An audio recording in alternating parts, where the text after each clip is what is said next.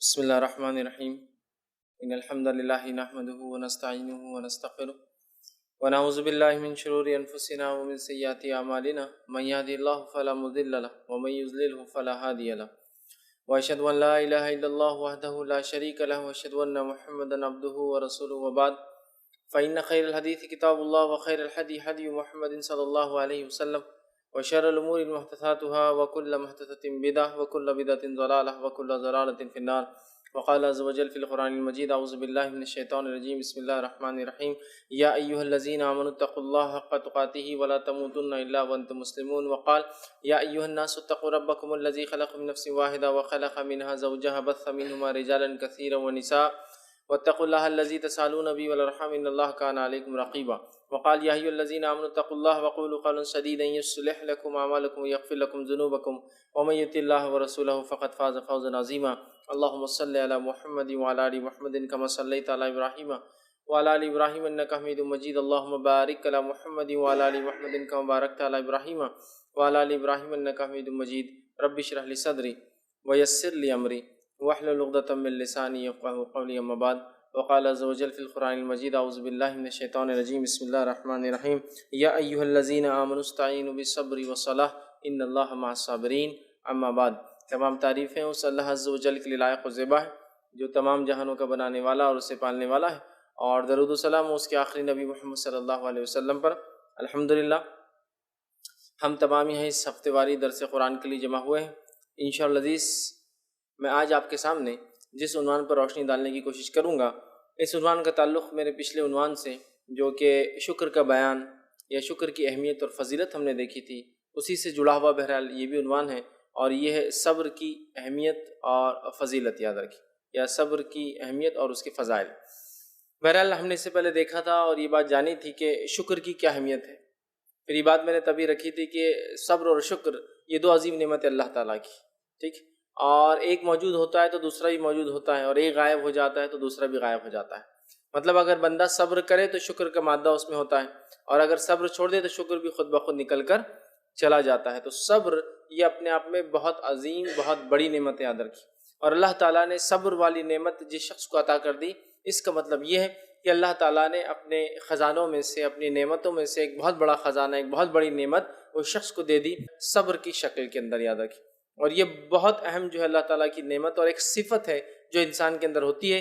اس صفت کا جس کو ہم کہیں گے سب سے زیادہ پیک، اس کی اونچائی انبیاء علیہ السلام کی زندگی ہے، جس کو ہم دیکھ سکتے ہیں، اور اس کے بعد دیگر لوگ جو ان پر ایمان لائے، اصحاب، اور اس کے بعد جو ان پر ایمان لائے اور جو ان پر ایمان لائے، مطلب اس کے بعد کے دیگر لوگ جو ایمان لانے والے ہیں، جیسے جیسے ایمان کی جو بلندیاں ان کی رہی، ویسے ویسے مختلف اندازوں سے وہ آزمائے گئے، اور ویسے ویسے ان مختلف آزمائشوں میں انہوں نے اس چیز کا مظاہرہ کیا جس کو ہم صبر کہتے ہیں، اور جس کے بدلے میں دنیا کی زندگی بھی الحمدللہ ان کی بہتر گزری، اور آخرت تو ظاہر سی بات ہے ان کے لیے ہے ہی۔ جن لوگوں نے دنیا میں مصیبتوں پر، تکلیفوں پر، دین کی دعوت کی راہ میں، اور مختلف جو تکالیفیں جو آتی ہیں ان کو برداشت کیا، تو انشاءاللہ عزیز، اور اس پر صبر کیا، جزا اور فضا نہیں کی، رویا اور دھویا نہیں، شکایت اور کمپلین نہیں کی، تقدیر کو برا بھلا نہیں کہا، بلکہ جو رب نے طے کر دیا اس کو انہوں نے جو اپنے لیے جو ہے ایک حصہ سمجھا زندگی کا، اور پھر اس کے جو بھی تکلیفیں آئے اس کو مشقت کے ساتھ مطلب برداشت کیا۔ نتیجتاً جو ہے دنیا میں بھی ان لوگوں کو اللہ تعالیٰ نے ان کے ناموں کو باقی رکھا، اور آخرت میں بھی جو صابرین کے لیے بہت بہترین بدلہ ہے، چونکہ اللہ تعالیٰ صبر کرنے والوں سے محبت کرتا ہے، ان کو پسند کرتا ہے۔ تو صبر ایک بڑی اہم صفت ہے، یاد رکھیے۔ سورۃ العصر اگر ہم دیکھیں تو اللہ رب العزت نے یہاں وتواصوا بالحق وتواصوا بالصبر کا، جو حق کی تلقین، نصیحت اور وصیت کرتے ہیں، اور جو صبر کی تلقین، نصیحت اور وصیت کرتے ہیں۔ تو صبر ایک بہت بڑی دولت ہے اللہ تعالیٰ کی، یاد رکھیے، اور اتنی اہم صفت ہے کہ قرآن میں 90 ٹائم سے زیادہ صبر کا تذکرہ آتا ہے، یہ صبر کے بارے میں اللہ تعالیٰ نے حکم دیا 90 سے زیادہ۔ یہ تو ایک الگ چیز ہے کہ جہاں صبر کرنے والوں کے واقعات بیان کیے کہ ایوب نے صبر کیا علیہ السلام، ٹھیک ہے، اسی طرح جو ہے فلاں نبی نے صبر کیا، فلاں قوم نے کیا۔ اس کے علاوہ صرف صبر کی صفت، صبر کو پسند کرتا ہے، صبر کرنے والوں کو پسند کرتا ہے، صبر کرنا اچھی چیز ہے، صبر کرتے رہو، 90 بار سے زیادہ اس کا تذکرہ کیا قرآن نے۔ تو گویا یہ کتنی بڑی اور کتنی اہم صفت ہے کہ اللہ رب العزت نے اس صفت کا بار بار تذکرہ اپنی کتاب میں کیا ہے۔ تو ہمیں چاہیے کہ ہم صبر کیا ہے اس کو جانیں، آج انشاءاللہ عزیز میں تفصیلات رکھوں گا. اس کا معنی کیا ہے وہ میں آپ کے سامنے رکھوں گا. صبر کب ہوتا ہے وہ انشاءاللہ رکھوں گا. صبر کے فضائل کے تعلق سے کچھ باتیں اور صبر کے کنڈیشنز، مطلب صبر کے شرائط کیا ہے، کب صبر ہوگا اور کب وہ صبر قبول ہوگا انشاءاللہ عزیز وہ بھی آج رکھوں گا، تاکہ اگر ہم صبر کریں تو حقیقی معنوں میں صبر ہو. ایسا نہ ہو کہ پہلے تو سب کچھ کر لیا جو نہیں کرنا تھا، پھر اب کہہ رہے کہ اب میں نے صبر کر لیا. یاد رکھیے صبر کے کچھ کنڈیشنز ہیں، انشاءاللہ آخر میں ان کنڈیشنز کو بھی آپ کے سامنے رکھوں گا. اور پھر کبھی موقع ملا انشاءاللہ عزیز تو اگلے کسی موقع پر صبر کہاں کہاں کرنا ہے وہ رکھوں گا، چونکہ وہ ایک لمبا ٹاپک ہے کہ انسان کہاں کہاں صبر کرے، کن کن مواقعوں پر صبر کرے. تو انشاءاللہ پھر کبھی موقع ملا تو ہم صبر کہاں کرنا چاہیے وہ الگ سے انشاءاللہ دیکھیں گے. لیکن آج اس کا معنی، مفہوم، اس کے فضائل، اس کی اہمیت اور اس کے کنڈیشنز، شرائط انشاءاللہ اس لیکچر کے اندر ہم دیکھیں گے. تو آئیے سب سے پہلے صبر کا معنی کیا ہوتا ہے وہ ہم دیکھ لیتے ہیں. تو سب یاد رکھیے عربی زبان کا لفظ ہے جس کا معنی ہوتا ہے روکنا یا بند کر دینا، اپنے آپ کو روک لینا یا بند کر دینا، یہ اس کا معنی ہوتا ہے. اللہ رب العزت سورۃ الکہف سورہ نمبر 18 اور آیت نمبر 28 میں فرماتا ہے 28 کے اندر وَاصْبِرْ نَفْسَكَ مَعَ الَّذِينَ يَدْعُونَ رَبَّهُمْ بِالْغَدَاةِ وَالْعَشِيِّ يُرِيدُونَ وَجْهَهُ. اللہ فرماتا اور کہتا ہے اور اپنے آپ کو ان لوگوں میں بند رکھیے. ٹھیک ہے، اللہ فرماتا ہے وَاصْبِرْ نَفْسَكَ مَعَ الَّذِينَ يَدْعُونَ رَبَّهُمْ، ان لوگوں میں نبی اپنے آپ کو رکھیے، بند رکھیے جو لوگ اپنے رب کو پکارتے ہیں. پھر فرمایا بالغداۃ والعشی، جو صبح اور شام اپنے رب کو پکارتے ہیں، نبی آپ ان کے صحبت میں رہیے، ان کے ساتھ اپنے آپ کو بند کر کے رکھیے، ان کے ساتھ اپنے آپ کو باندھے رکھیے. ٹھیک ہے، اور یہ صرف اس لیے کرتے ہیں کہ وہ اللہ کے لیے، خالص اللہ کے لیے، وجہ اللہ کے لیے یہ کام کرتے ہیں، اس کے علاوہ وہ کسی کے لیے کام نہیں کرتے. تو یہاں نبی اکرم صلی اللہ علیہ وسلم کو ان لوگوں کے ساتھ اپنے آپ کو بند کرنے کا، ساتھ رہنے کا حکم دیا گیا جو دن رات اپنے رب کو یاد کرتے ہیں اور پکارتے ہیں، ذکر کرتے ہیں. تو یہاں دیکھیے وہ صبر کا معنی آیا بند رکھنا، اپنے آپ کو روکے رکھنا یا بند رکھنا، یہ صبر کا معنی ہوتا ہے، یاد رکھیں. اسی طرح صبر کے تعلق سے علماء اس کی تعریف دیتے ہیں، ڈیفینیشن دیتے ہیں. اس کا ایک ڈیفینیشن یہ ہے صبر کا، اپنے آپ کو گھبراہٹ اور ناگواری سے روکنا، اپنے آپ کو گھبراہٹ اور ناگواری سے روکے رکھنا. پھر آگے لکھتے ہیں زبان پر حرف شکایت نہ لانا، زبان پر حرف شکایت کی ایسا ہوتا تو ایسا ہوتا، ہمارے ساتھ یہ حرف شکایت نہ لانا. پھر آگے وہ لکھتے ہیں باقی اعضاء جسم کو الجھن اور پریشانی مبتلا ہونے سے بچانا، باقی اعضاء اور جوارے کو جسم کو الجھن اور تکلیفوں میں جانے سے یا پھنسانے سے اپنے آپ کو بچانا، یہ کیا ہے؟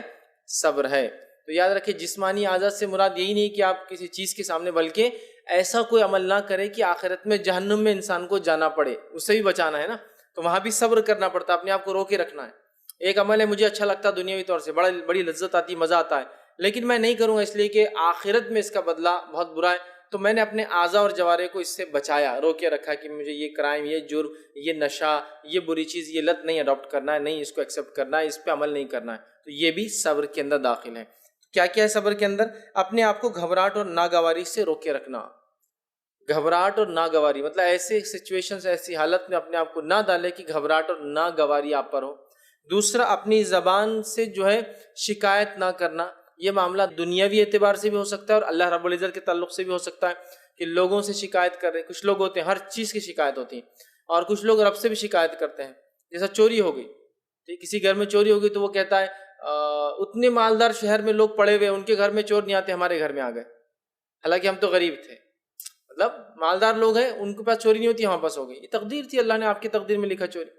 اتنے لوگوں کو اولادیں ہیں، ان کی اولادیں تو نہیں مرتی، اور ہمارا ایک ہی لڑکا تھا، مر گیا ہو. سمجھ رہے آپ؟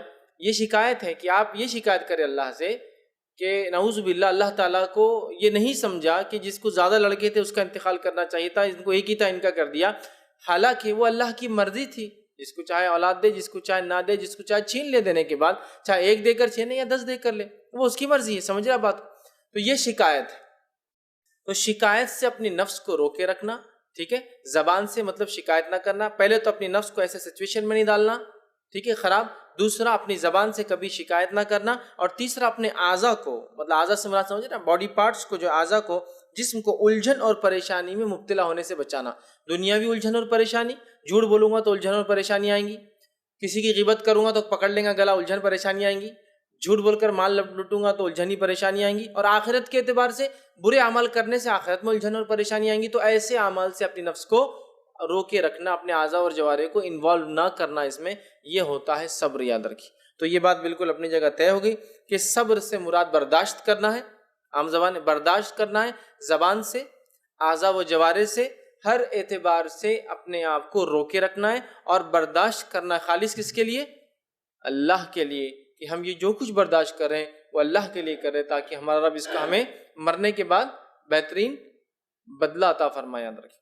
ٹھیک ہے. تو عام زبان میں صبر کا معنی ہوا زبان سے، اعضاء و جوارح سے، اپنے جسم سے ہم جو ہے اپنے آپ کو روکے رکھے، ہر قسم کی برائی سے، کسی الجھن میں اپنے آپ کو نہ ڈالے، کسی مشکل و پریشانی میں اپنے آپ کو نہ ڈالے، جزا اور فضا نہ کرے، کسی مصیبت کے اندر روئے دھوئے نہیں. ٹھیک ہے. بلکہ اللہ تعالیٰ سے جو اس مصیبت ہٹانے کی بہرحال دعا کرے. ٹھیک ہے. اور شکایت نہ کرے، نہ اللہ کے تعلق سے، نہ دین کے تعلق سے.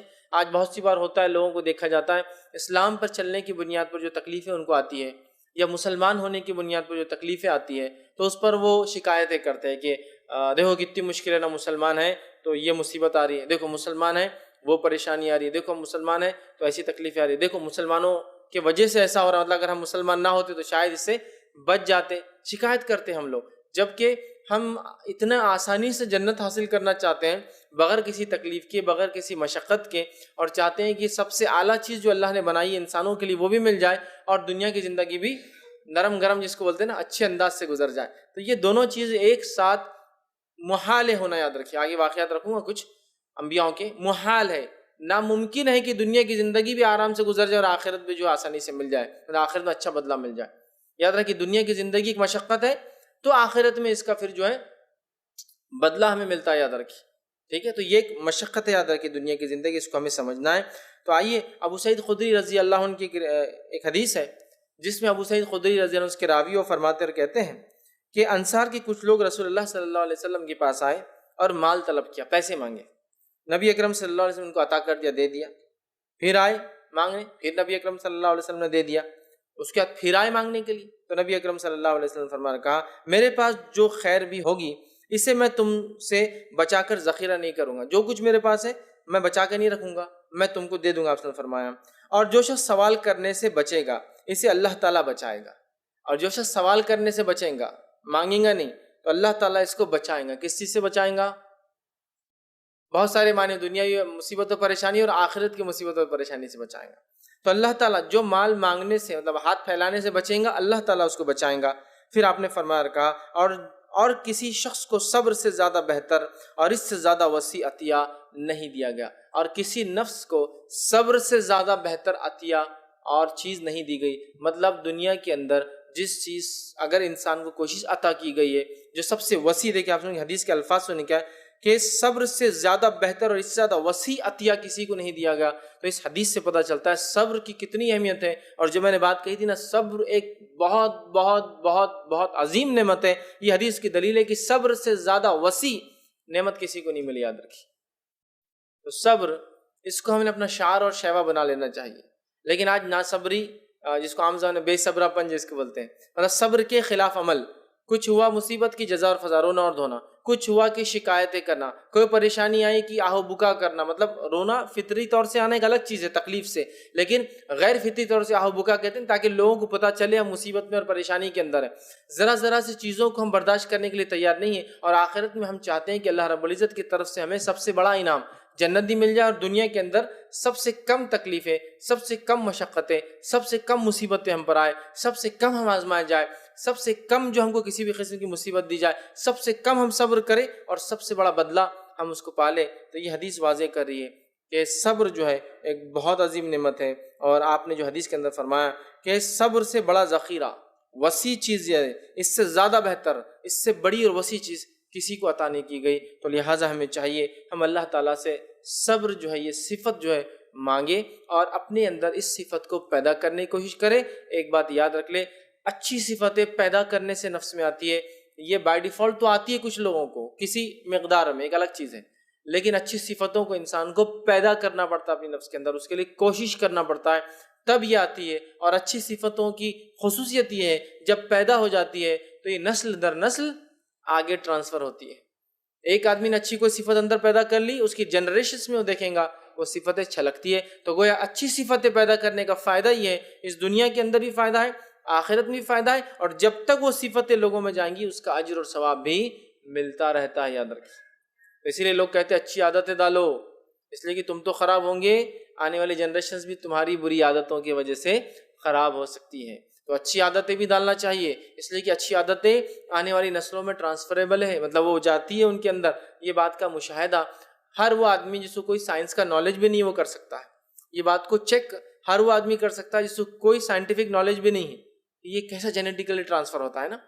بس آپ چھوٹے بچوں کو دیکھیے، 1 سال 2 سال 3 سال کے ہیں، ایسے جیسچرز، ایسے ہاؤ بھاؤ، ایسی حرکتیں، ایسے ایکشنز کرتے ہیں جو آپ بولیں گے ارے یہ تو ہمارے دادا کرتے تھے. اس کے لیے بہت زیادہ سائنٹیفک نالج کی ضرورت نہیں. ارے یہ تو ویسے لیٹتا ہے جیسا آپ کے والد آپ سے کہہ رہے، ارے آپ تمہارا بچہ تو ویسے لیٹتا تھا، میرے ابا لیٹتے تھے. مطلب آپ کے جو ہے دادا یا ان کے دادا، ارے یہ تو ویسے ہی کرتا، ارے یہ چلتا ہے تو فلاں چیز ہے، ارے اس کو نشان دیکھو گا آگے یہ فلاں تھا، ارے اس کے ہاتھ کے، سمجھ رہے نا. تو اس کے لیے بہت زیادہ آپ کو نالج کی ضرورت نہیں ہے. آپ اس کا تجزیہ اس کو خود دیکھ سکتے کہ ارے ہاں ٹرانسفر ہوتی ہے اچھی صفتیں، عادتیں، خصلتیں جس کو کہتے ہیں. ٹھیک ہے، ٹھیک ہے، حسن الخلق جس کو کہتے ہیں، اچھی عادتیں. ٹھیک. تو بہرحال صبر بھی ایک بہت عظیم نعمت ہے اور ایک عادت ہے جس کو آپ کو ڈیولپ کرنا ہوگا. کچھ تو اللہ کی طرف سے عطا ہوتا ہے لیکن آپ کو اس کو ڈیولپ کرنا ہوگا. ہر آدمی کو مختلف صفتیں اور نعمتیں دے کر اللہ بھیجتا ہے. کچھ چیزوں میں ہم کو اپنے آپ کو ڈیولپ کرنا پڑتا ہے، اس چیز میں ہم کو آگے جانا پڑتا ہے، ایکسل کرنا پڑتا ہے، اس کے لیے کوشش کرنا پڑتا ہے. اور اللہ رب العزت نے وعدہ کیا والذین جاہدوا فینا، جو ہمارے راستے میں کوشش کرتا ہے تو ہم اس کے لیے کیا کرتے ہیں، اس چیز پہ چلنا آسان کر دیتے ہیں. ٹھیک ہے. تو ہمیں صبر کو پیدا کرنا چاہیے، اس لیے کہ اس سے وسیع اور اس سے بہتر اللہ نے نعمت، وسیع مطلب بڑی چوڑی وسعت سمجھتے نا، اور اس سے بڑی نعمت کسی کو نہیں ملی. لہٰذا ہم اپنے نفسوں میں صبر کا مادہ جگائیں، صبر خود بخود شکر کے مادے کو ہمارے اندر پیدا کریں گے انشاءاللہ. چلیے آگے آئیے. نبی اکرم صلی اللہ علیہ وسلم کو اللہ رب العزت نے قرآن میں حکم دیا اور فرمایا، سورہ احقاف آیت نمبر 35 میں اللہ نے فرمایا کہا کہ فَاصْبِرْ كَمَا صَبَرَ أُولُو الْعَزْمِ مِنَ الرُّسُلِ وَلَا تَسْتَعْجِلْ لَهُمْ. اللہ نے فرمایا کہا بس آپ صبر کیجئے جیسا کہ آپ سے پہلے اولو العزم پیغمبروں اور رسولوں نے کیا ہے. اے نبی آپ صبر کیجئے، فَاصْبِرْ كَمَا صَبَرُوا أُولُو الْعَزْمِ مِنَ الرُّسُلِ، کہ آپ صبر کیجئے ویسا ہی جیسا آپ سے پہلے اولو العزم انبیاء نے صبر کیا. اولو العزم پیغمبروں میں کون کون آتے ہیں؟ نوح علیہ السلام، ابراہیم علیہ السلام، موسیٰ علیہ السلام، عیسیٰ علیہ السلام اور محمد صلی اللہ علیہ وسلم. 5 ہے. تو کہا آپ سے پہلے نبی جو اولو العزم رسول گزرے ہیں، نوح علیہ السلام، ابراہیم علیہ السلام، موسیٰ علیہ السلام، عیسیٰ علیہ السلام، آپ بھی ان کے جیسا کیا کیجئے، صبر کیجئے. مطلب نبی اکرم صلی اللہ علیہ وسلم کو اللہ بتا رہا ہے کہ آپ سے پہلے بھی صبر کرنے والے گزرے، آپ کو ان کے جیسا صبر کرنا ہے. سمجھ رہے بات کو؟ مطلب اللہ کے رسول صلی اللہ علیہ وسلم کو یہ حکم ہو رہا ہے، اے نبی آپ سے پہلے دیکھو یہی لوگ صبر کرنے والے گزرے ہیں، آپ کو بھی ان کے جیسا صبر کرنا چاہیے. اور فرمایا اور آپ اے نبی جو ہے کفاروں کے بارے میں جلد بازی نہ کیجیے. مطلب آپ بہت جلدی بددعا کا ہاتھ ان کے خلاف نہ اٹھائیے، آپ بہت جلدی بددعا نہ دیجیے ان کو کہ ان کو ہلاک اور برباد کر دیا جائے. پہلے نبیوں کو دیکھیے، آپ نوح علیہ السلام کو دیکھیے، 950 سال نوح نے صبر کے ساتھ دعوت دی. ابراہیم علیہ السلام کو دیکھیے، گھر میں دعوت دی، والد نے انکار کیا، گھر چھوڑنا پڑا. قوم کو دعوت دی، شہر سے نکالے گئے. ملک کے بادشاہ کو دعوت دی تو آگ میں ڈالے گئے. ٹھیک ہے، اتنا سارا. اس کے بعد گھر چھوڑ کر نکلنا پڑا. اس کے بعد اولاد نہیں تھی، اللہ نے اولاد عطا فرمائی دوسری بیوی سے. اولاد ہوتی حکم ہوا کہ مکہ کی وادی میں چھوڑ دو، چھوڑ دیا. اولاد بڑی ہوئی تو ذبح کرنے کا حکم دیا، کرنے چلے گئے. عمر کے ایک بڑے مرحلے میں حکم آیا ختنہ کرنے کا، تو ابراہیم علیہ السلام نے آپ سے فرماتے اپنے ہاتھ سے کلاڑی سے ختنہ کر لی. اپنی اندازہ لگائی، مطلب کاٹنے کو اوزار بھی نہیں تھا تو کلاڑی سے، مطلب اللہ کا حکم آ گیا. اب سوال ہی نہیں آتا کہ میں روکے رہا ہوں اس عمل سے. تو کتنے آزمائیں گے اندازہ. پھر حکم ہوا جا کر کعبے کی تعمیر کرو، وہاں چلے کعبے کی تعمیر کی. کتنے کام کیا، اپنا ملک، اپنا شہر سب کچھ چھوڑا. کہاں کے رہنے والے؟ عراق کے. کہاں جا کے بسے؟ کنان، فلسطین کے اندر. ٹھیک ہے، کہاں انتقال والے خلیل، ہیبرون کے اندر. اور مصر گئے، پتہ نہیں کہاں کہاں دعوت دی. تو قرآن نے تذکیرے کی اس دعوت کی، پتہ نہیں. لیکن اس کے علاوہ بھی کن کن شہر اور ممالک کا اپنے سفر کے دعوت اسلام کے لیے کتنا صبر. موسیٰ علیہ السلام کو اے نبی آپ دیکھیے کس طرح کا صبر کیا کہ بنی اسرائیل کی طرف بھیجے گئے. 10 معجزے بنی اسرائیل نے دیکھی اور فرعون کو غرق ہونا اپنی آنکھوں سے دیکھی. سمندر میں سے نکلے، سمندر 2 حصوں میں ہو گیا، نکلتے ہی جا کر شرک کر رہے ہیں. کیا گزری ہوں گی موسیٰ علیہ السلام کے دل پر. توریت لانے گئے تو بچڑے کی عبادت شروع کر دی. کیا گزری ہوں گی سوچی وقت کے نبی پر کہ اس قوم کہ جہالت کا عالم دیکھیے کہ ابھی 10 معجزے دیکھ کر آتی ہے، فرعون کا غرق ہونا دیکھیے، ابھی سینہ میں اور بولتی ہے شرک کر رہی ہے، بچڑے کی عبادت کرنا شروع۔ سمجھ رہے آپ؟ تو کیسا صبر لگاؤں گا موسیٰ علیہ السلام، ہے نا؟ کتنی تکلیفیں بنی اسرائیل نے دی۔ کہا کہ ہم کو شہر میں جانا ہے، شہر میں رہنا ہے، کہا چلو شہر میں۔ جب شہر میں گئے تو اللہ نے کہا کوشش کرو، جہاد کرو، اس کے لیے فری تھوڑی ملتا دنیا میں کوئی۔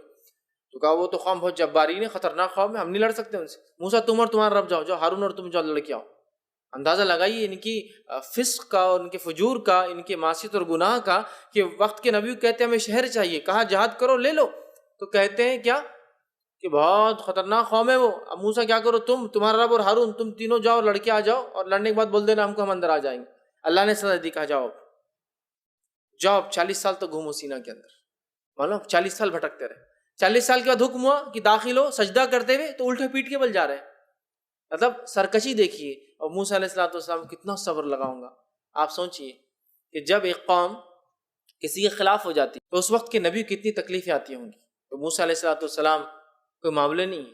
جو گھر کا ذمہ دار ہے میری بات کو بہت اچھے سمجھ سکتا ہے۔ گھر میں اگر آپ کے بیوی بچے آپ کی بات نہ مانے کتنی کوفت ہوتی ہے نا۔ پوری قوم ہی دیکھی کیسی خلاف ورزی کری، کتنی تکلیفیں ہوں گی موسیٰ علیہ السلام کو، پھر بھی آپ برداشت کر رہے ہیں۔ صبر تھا۔ عیسیٰ علیہ السلام کو نبی آپ دیکھیے، اولو العزم رسول ہے، کیسا صبر کیا کہ آپ بھیجے گئے بنی اسرائیل کی طرف حق کی دعوت دینے کے لیے، توحید کے پیغام کو پھر سے پہنچانے کے لیے، چونکہ یہ قوم شرک میں ملوث ہو چکی تھی۔ افسوس کی بات ہے جس طرح سے آج ہم مسلمان ہو چکے ہیں۔ تو عیسیٰ علیہ السلام اس پیغام کو لائے، قوم نے ان کے خلاف ہی چالیں چلی، وقت کے بادشاہ کو اور وہاں کی حکومت کو بہکایا، کہا سولی پہ لٹکا دو اس کو، اور پوری چال چل لی۔ اللہ رب العزت نے جو ہے پھر کیا کیا، بل رفع اللہ علیہ، اللہ نے جو عیسیٰ علیہ السلام کو اپنی طرف اٹھا لیا، ٹھیک ہے۔ تو اب دیکھیں کتنی تکلیف تھی، تو کہا آپ بھی ویسی صبر کیجئے جیسا آپ سے پہلے اولو العزم رسول جو گزرے ہیں جنہوں نے صبر کیا، اور ان کا صبر ہمارے لیے نمونہ ہے۔ ہمیں بھی کبھی ایسی کوئی تکلیف آئے دنیا میں تو ان انبیاء کے واقعات پڑھ لے، صبر کا مادہ نفس میں انسان کے جاگتا ہے۔ تو نبی اکرم صلی اللہ علیہ وسلم کو اللہ نے حکم دیا ہے، نبی صبر آپ پیدا کیجئے اپنے اندر، عجلت مت کیجئے کافروں کے خلاف بددعا دینے کے معاملے میں یا فیصلہ لانے کے معاملے میں کہ جو وعدہ کیا جا رہا ہے، عجلت مت کیجئے۔ پچھلے اولو العزم رسولوں کو دیکھیے کیا انداز سے اور کتنا طویل اور لمبا صبر انہوں نے اللہ تعالیٰ کے لیے کیا تھا، ٹھیک ہے۔ اس بات کو ہم دیکھ رہے ہیں۔ اسی طرح قرآن میں اللہ فرماتا ہے اور کہتا ہے، سورہ آل عمران سورہ نمبر 3 آیت میں 200 میں 200 میں اللہ فرماتا ہے، یا ایھا الذین آمنوا اصبروا والصابروا ورابطوا واتقوا اللہ لعلکم تفلحون۔ اللہ نے فرمایا اے ایمان والو صبر کرو، ٹھیک ہے، اور جو ہے مضبوط قدمی کے ساتھ جم جاؤ، والصابروا، اللہ نے فرمایا یا ایھا الذین آمنوا اصبروا، صبر کرو، والصابروا، مضبوطی کے ساتھ جمع، ورابطوا، اور اللہ کی راہ میں مکمل کوشش کرو، جہاد کرو، واتقوا اللہ لعلکم تفلحون، اور اللہ کا تقوی اختیار کرو تاکہ تم فلاح پاؤ، کامیابی پاؤ۔ تو اس آیت نے بھی دیکھیے صبر کا حکم دیا، صبر کرو، جم جاؤ، جہاد کرو، کوشش کرو اللہ کی راہ میں، اللہ سے ڈرتے رہو، اور اللہ نے فرمایا کہ لعلکم تفلحون، تاکہ تم کامیابی پاؤ۔ تو یہاں کیا کہا، صبر کرو۔ وہاں نبی اکرم صلی اللہ علیہ وسلم کو حکم آیا صبر کرنے کا، یہاں ہم سب کو آ رہا ہے، مطلب صحابہ کو آیا تھا، صبر کرو، جم جاؤ، مضبوطی کے ساتھ ہے نا، ایمان پہ جم جاؤ، دشمن کے خلاف جم جاؤ، مصیبتوں تو پریشانیوں کے خلاف جم جاؤ، ایمان لانے کی وجہ سے جو آتی ہے، جم جاؤ، اور اس کے بعد خوب کوشش کرو اللہ کی راہ میں، جہاد کرو، واتقوا اللہ، اور تقوی اختیار لعلکم تفلحون، تاکہ تم کامیاب ہو۔ تو اگر مجھے اور آپ کو کامیاب ہونا ہے تو طریقہ بتا دیا، صبر سب سے پہلے، مضبوطی کے ساتھ جم جانا، کوشش کرتے رہنا، تقوی اختیار کرنا، فلاح پا لینا۔ سٹیپس ہے نا۔ ہم بول رہے کامیابی دنیا میں کیوں نہیں ملتی، کیا صبر کیا؟ صبر مطلب وہ دین پر چلے جس کے وجہ سے تکلیف آئی، پھر صبر کرنا پڑا، پھر اس صبر کے اندر مضبوطی سے جمے رہے ہم کبھی، اس کے بعد ہم نے اپنی کوششیں لگائی، جہاد کی اللہ کی راہ میں، اس کے بعد تقوی اختیار کیا۔ ہم کچھ بھی نہیں چاہتے، اور چاہتے بس نام بھی مسلمانوں میں ہو، مرے تو فرشتے مسلمانوں کے اندر حساب لکھ لے، اور اس کے بعد حساب و کتاب مسلمانوں میں ہو، اور پھر آخر میں جنت میں چلے جائے۔ لیکن باقی صبر، تقوی، شکر اور وہ نہیں، وہ سب ہم سے نہیں ہوں گا، بس ہم کو جنت چاہیے، باقی ہم کو بیچ میں کوئی طریقہ نہیں اختیار کرنا ہے اس کو حاصل کرنے کا۔ جبکہ دنیا کی معاملات میں ایک چھوٹا سا پلاٹ لینا ہے تو کیا کیا ذریعے اور وسیلے اختیار کرتے ہیں، ادھار لینے کا، لون لینے کا، پیسے جمع کرنے کا، مختلف طریقوں سے کلیکشن کرنے کا، کچھ پیسے آ جائے، کچھ نہ کچھ کر کے محنت کر کے پھر بولتے ہیں، اور ہسٹری بھی سناتے، یہ گھر جب لیا تھا میں نے اتنے 100 روپے کا، آج اتنے کروڑ کا ہو گیا، اتنے لاکھ کا ہو گیا، اتنی محنت کیا، ایسے بنایا، پہلی بار یوں ہوا، دوسری بار یوں، اتنی ساری چیزیں، لیکن جنت کے لیے کوئی کوشش نہیں، اس کے لیے ایک بھی تکلیف نہیں چاہیے مجھے۔ دنیا کے لیے میں سارے لوگوں سے جانے کے خلاف ہوں، ہر اتھارٹی کے خلاف جانے کے لیے کھڑا ہوا ہوں، سب پر کیس ڈالنے اور سب کی کیس برداشت کرنے کے لیے کھڑا ہوں، لیکن دین کے لیے مجھے ایک بھی کیس نہیں چاہیے، ایک بھی تکلیف نہیں چاہیے، ایک بھی اتھارٹی کے خلاف نہیں جانا ہے، پھر مجھے بدلہ بھی چاہیے، اس کے بدلے جنت کا گھر۔ بڑی تعجب کی بات ہے، یاد رکھیے یہ اتنے آسانی سے نہیں ملتا۔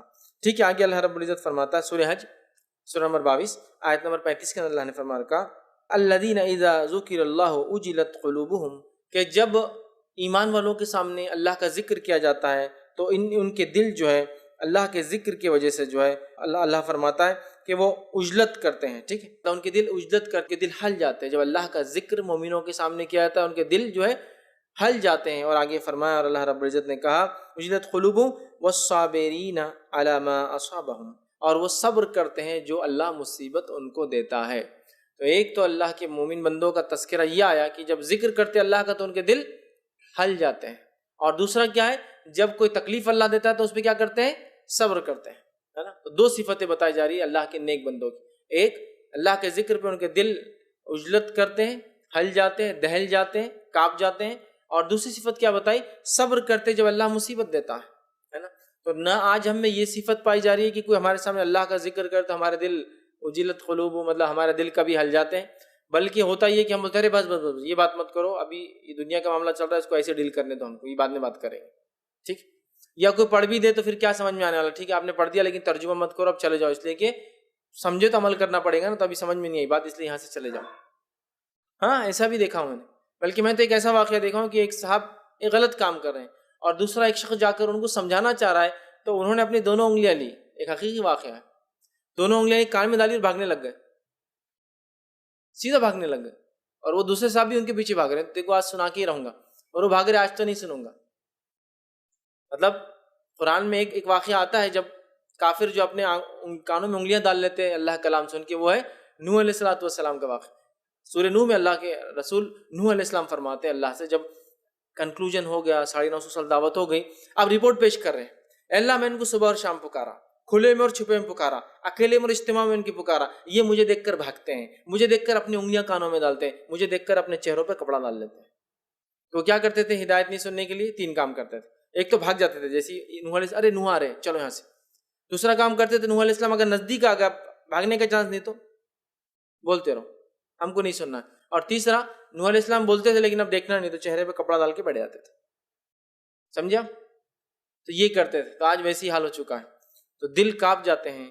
اور کیا اللہ نے فرمایا قلوبہم والصابرین علی ما اصابہم، اور اللہ کہ جو ہے وہ صبر کرتے ہیں جو مصیبت اللہ دیتا ہے۔ تو ہمیں بھی یاد رکھیے صبر کا دامن نہیں چھوڑنا، یاد رکھیے صبر یہ بڑی اہم چیز ہے، یاد رکھیے صبر بہت اہم چیز ہے، اس کو سمجھنے کی ضرورت ہے، یاد رکھیے، اور اس صفت کو اپنے اندر لانے کی ضرورت ہے، اور اللہ سے خوب گر لا کے دعا کرنے کی ضرورت ہے کہ اللہ ہمیں صبر کرنے والا بنا۔ آگے اللہ نے فرمایا سورہ بقرہ سورہ نمبر 2 آیت نمبر 45 میں وَاسْتَعِینُوا بِالصَّبْرِ وَالصَّلَاةِ، یہ مانگو صبر اور نماز کے ذریعے۔ تو اللہ سے مانگنے کا طریقہ کیا ہے؟ آنے والی تکلیف پر صبر، جزا اور فضا نہیں کرنا، اور پھر نماز، دونوں ہے، سمجھ رہا ہوں؟ تو صبر اور نماز کے ذریعے مانگو۔ نبی اکرم صلی اللہ علیہ وسلم کے تعلق سے آتا ہے کوئی مصیبت، کوئی آندھی، کوئی پریشانی، کوئی طوفان آتا تو آپ کس طرف جاتے؟ مسجد کی طرف جاتے اور نماز پڑھتے، صبر کرتے اور نماز، وَاسْتَعِینُوا بِالصَّبْرِ وَالصَّلَاةِ۔ تو صبر اور نماز کے ذریعے مانگنا سکھایا ہے اس دین نے۔ اسی طرح سورہ بقرہ میں ہی سورہ نمبر 2 آیت نمبر 153 ہے 153 میں اللہ فرماتا ہے، کہتا ہے یا ایھا الذین آمنوا استعینوا بالصبر والصلاۃ ان اللہ مع الصابرین، اے وہ لوگوں جو ایمان لائے، یا الذین آمنوا استعینوا بالصبر والصلاۃ، اے وہ لوگوں جو ایمان لائے ہو صبر اور نماز کے ذریعے مانگو، ان اللہ مع الصابرین، بے شک اللہ صبر کرنے والوں کے ساتھ ہے۔ تو اللہ صبر کرنے والوں کے ساتھ ہے، تو مانگو ایمان والوں، مانگو صبر اور نماز کے ذریعے۔ تو کیا آج ہم جب اللہ سے مانگتے صبر اور نماز کے ذریعے مانگ رہے ہیں؟ اللہ سکھا رہا ہے نا مانگنے کا طریقہ، صبر اور نماز۔ آج کیا صبر کر کے نماز کے ذریعے مانگ رہے ہیں؟ ہم سے تو فرض نماز نہیں ہوتی، تو یہ تو نفل کی بات ہو رہی ہے نا۔ صبر اور صلاح کے ذریعے جو مانگو ہے، یہ تو ایکسٹرا نوافل ادا کرنا ہے ہم کو صبر کے ساتھ، اور مانگنا ہے اللہ سے گڑ گڑا کر۔ راتوں کی نماز قیام اللیل کے شکل میں آپ پڑھیں، یا تہجد کی شکل میں آپ پڑھیں، یا رات میں نمازوں کے لیے آپ کھڑے ہو، یا اس کے علاوہ دن میں نماز کے لیے کھڑے ہو، اور پھر مانگے۔ مصیبت آئی، نماز شروع کی اور اس سے اللہ سے مانگنا ہے۔ لیکن ہم یہ طریقہ نہیں اپناتے، ہمارے بہرحال اپنے ایجاد کردہ بہت سارے طریقے ہیں جو بہت زیادہ شارٹ کٹ اور بہت آسان بھی ہے۔ کوئی نماز کی ضرورت بھی نہیں ہے، بہت آسانی سے ہو جاتے ہیں نا، جبکہ وہ سارے راستے جو ہے شارٹ کٹ نہیں، وہ لانگ کٹ سے یاد رکھیے، اور جنت تک جاتے بھی نہیں ہوں، مطلب وہ راستے جنت کے ہے ہی نہیں جس جو ہم نے ایجاد کر لیے۔ یہ ہے مانگنے کا طریقہ، صبر و نماز کے ذریعے۔ تو کہا اے ایمان والو، صبر و نماز کے ذریعے مانگو، اور بے شک اللہ صبر کرنے والوں کے ساتھ ہے، اللہ صبر کرنے والوں کو پسند کرتا ہے۔ صبر سے زیادہ وسیع اور بڑی نعمت کسی کو عطا نہیں ہوئی۔ کتنی باتیں صبر کے تعلق سے دیکھی آ رہی ہے۔ اسی طرح سورہ آل عمران آیت نمبر 146 میں اللہ نے فرمایا اور کہا واللہ یحب الصابرین، کہ اللہ تعالیٰ صبر کرنے والوں سے محبت کرتا ہے، ٹھیک ہے، صبر کرنے والوں سے محبت کرتا ہے۔ سورہ یوسف سورہ نمبر 12 آیت نمبر 90 میں اللہ نے فرمایا اور کہا جو شخص اس سے ڈرتا اور صبر کرتا رہے تو اللہ تعالیٰ نیکوکاروں کا اجر ضائع نہیں کرتے۔ تو جو صبر کرتا ہے اور اللہ سے ڈرتا ہے، اللہ ایسے لوگوں کے اجر کو ضائع نہیں کرتا۔ جو لوگ اللہ سے ڈرتے ہیں اور نیکی کرتے ہیں، مطلب صبر کرتے ہیں ساتھ میں، تو اللہ تعالیٰ ایسے لوگوں کا عمل ضائع نہیں کرتا۔ یہ بات یوسف علیہ السلام کے لیے کہی گئی کہ یوسف علیہ السلام نے صبر کیا ان کے بھائیوں کے کنویں میں ڈالنے کے باوجود، صبر کیا ان کے قتل کی کوشش کے باوجود، صبر کیا حاکم بننے کے بعد اپنے بھائیوں کو سامنے دیکھنے کے باوجود، ہے نا۔ یوسف علیہ السلام حاکم بن گئے تھے، مصر کے بہت بڑے وزیر بن چکے تھے، خزائن الارض، زمین کے جتنے بھی معدنیات نکلتے اس کے آپ وزیر بنا دیے گئے تھے، اور اس وقت ان کے بھائی غلہ مانگنے آئے تھے۔ تو جب یوسف تو بہت چھوٹے تھے جب انہوں نے کنویں میں ڈالا تھا، بھائی تو نہیں پہچان سکی یوسف کو، لیکن یوسف نے تو سب کو پہچان لیا، لیکن اس کے بعد بھی صبر، اس کے بعد سارے بھائیوں کو معاف کر دیا، صبر، اس کے بعد سب کو دعوت دی کہ آ کر مصر میں رہو، صبر ہے، اپنے ہی قاتلوں کو اپنے ساتھ رکھا، یہ ہے صبر۔ سمجھ رہے بات؟ تو یہ صبر جو ہے ایک بہت عظیم نعمت ہے، ہمیں اس کے لیے کوشش کرنا چاہیے۔ تو کہا یوسف علیہ السلام کے بارے میں جو شخص اس سے ڈرتا رہا، تقوی اختیار کیا، صبر کرتا رہا، تو اللہ تعالیٰ نیکوکاروں کے اجر کو ضائع نہیں کرتے، جیسے یوسف علیہ السلام کے اجروں کو اللہ نے ضائع نہیں کہا۔ جیل میں جانے کے باوجود بھی اللہ نے نکلوایا، نکالنے کے بعد ایک ایسی پوزیشن دی جو ظاہر سی بات ایک عام آدمی کے لیے ناممکن تھی۔ اندازہ لگائیے، ایک کیس کے اندر آپ جیل میں تھے اور الزام بہت سنگین ایک عورت نے ڈالا تھا کہ میری عزت پہ نعوذ باللہ یوسف نے ہاتھ ڈالا، جیل گئے، لیکن صبر کا دامن نہیں چھوڑا، غلط چیز کی طرف، غلط راستہ اختیار نہیں کیا۔ یہاں تو دیکھیں نا، جرم کرو تو بچو گے ورنہ تم کو سزا ملے گی، تو کہا میں سزا لینے کو تیار ہوں، جرم تو میرے سے ہونے والا نہیں ہے، جرم تو میرے سے ہونے والا نہیں، ٹھیک ہے، اور جیل چلے گئے۔ ایک واقعہ آتا ہے ایک جو ہے ایک اسلاف میں سے کہ ایک شخص تھے دیندار، کسی عورت نے ان کو کسی بہانے سے گھر بلا لیا، کوئی مسئلہ پوچھنا ہے، فلاں کام کرنا ہے، وہ چلے گئے، اور جانے کے بعد اس نے کہا کہ اب گھر سے باہر گئے مجھ سے منہ کالا کرے بغیر تو میں چلاؤں گی اور لوگوں کو پتہ چل جائیں گا، تمہاری عزت، تمہارا وقار، تمہارا علم، تمہاری کتابیں سب ضائع ہو جائیں گی پھر، کیونکہ تم پر یہ الزام رہے گا۔ اب وہ پریشان ہوں گے کیا کرنا ہے، یہ ایک طرف پورا زندگی بھر کی کوشش برباد ہو جائیں گی، دوسری طرف اس طرح سے کر رہی ہے کہ چھوڑ نہیں رہی، تو کہا ٹھیک ہے میں کرتا ہوں، مجھے صرف بیت الخلاء جا کے آنے دو، ٹھیک ہے بیت الخلاء چلے جاؤ۔ بیت الخلاء گئے اور بیت الخلاء میں سے گندگی نکال کے پورے آنکھ پہ مل لی، باہر آ کے بولے اب کر لو، وہ بولی اتنا غلیظ آدمی، بدبو آ رہی، چل بھاگو جہاں سے، سمجھے آپ؟ اس نے خود، عورت نے کہا کیا سمجھ رہے آپ، کسی انسان کے آنکھ پہ غلاظت ہو تو اس سے کون زنا کرے گا؟ تو دیکھیے کیسی حکمت سوچا، یہ نہیں سوچا کہ اب تو مصیبت میں، پریشانی میں کر بھی لیا تو مجبوری میں آئیں گا، فلاں ہوں گا، یہ ہوں گا، کچھ نہیں، حکمت سجائی، جا کر جو ہے اللہ ظاہر سی بات ہے کوشش دعا کی ہوں گی، اللہ بس یہ ایک مصیبت آ گئی، اس طرح سے عورت الزام لگا رہی ہے، حکمت کے ساتھ عمل کیا، اللہ تعالیٰ نے راستہ نکال دیا۔ یوسف علیہ السلام کے لیے کوئی راستہ نہیں تھا، اس لیے کہ اس زمانے کی وہ عورت حاکم کی بیوی تھی، سمجھ رہے آپ؟ اب حاکم کی بیوی ہے، اس کا مطلب یہ ہے کہ چونکہ اس پہ الزام تھا، سب بولتے تھے غلام پہ نظر ڈالی، غلام پہ نظر ڈالی، تو اب غلام کو جیل میں ڈالنا مجبوری تھی۔ یوسف علیہ السلام کے لیے چانس نہیں تھا، لیکن صبر کیا، صبر کرنے کے بعد نتیجہ کیا نکلا؟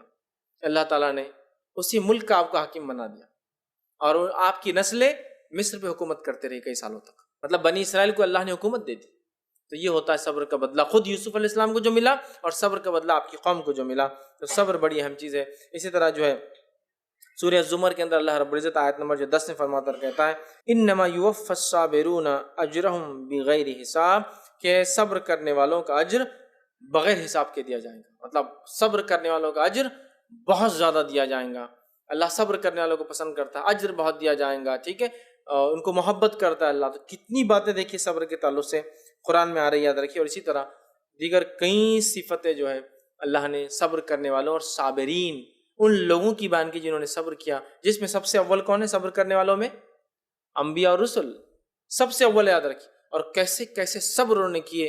مثال اگر لے لے تو ایوب علیہ السلام کا صبر، جب شیطان نے ان کو چھو لیا جس سے ان کو بیماری ہو گئی، اس قسم کی بیماریاں ہو گئی جس کی وجہ سے بستی والوں نے نکال دیا، کہا اس کو شہر سے نکال دو ایوب کو، اس لیے کہ اس کی وجہ سے مطلب ایک آدمی جس کو پورا جلد نکل چکی ہو، پورے آنکھ پہ زخم ہو، کون شہر میں رہے گا؟ لگے گا ان کے نزدیک جانے سے تو ہم کو بیماری ہو جائیں گی.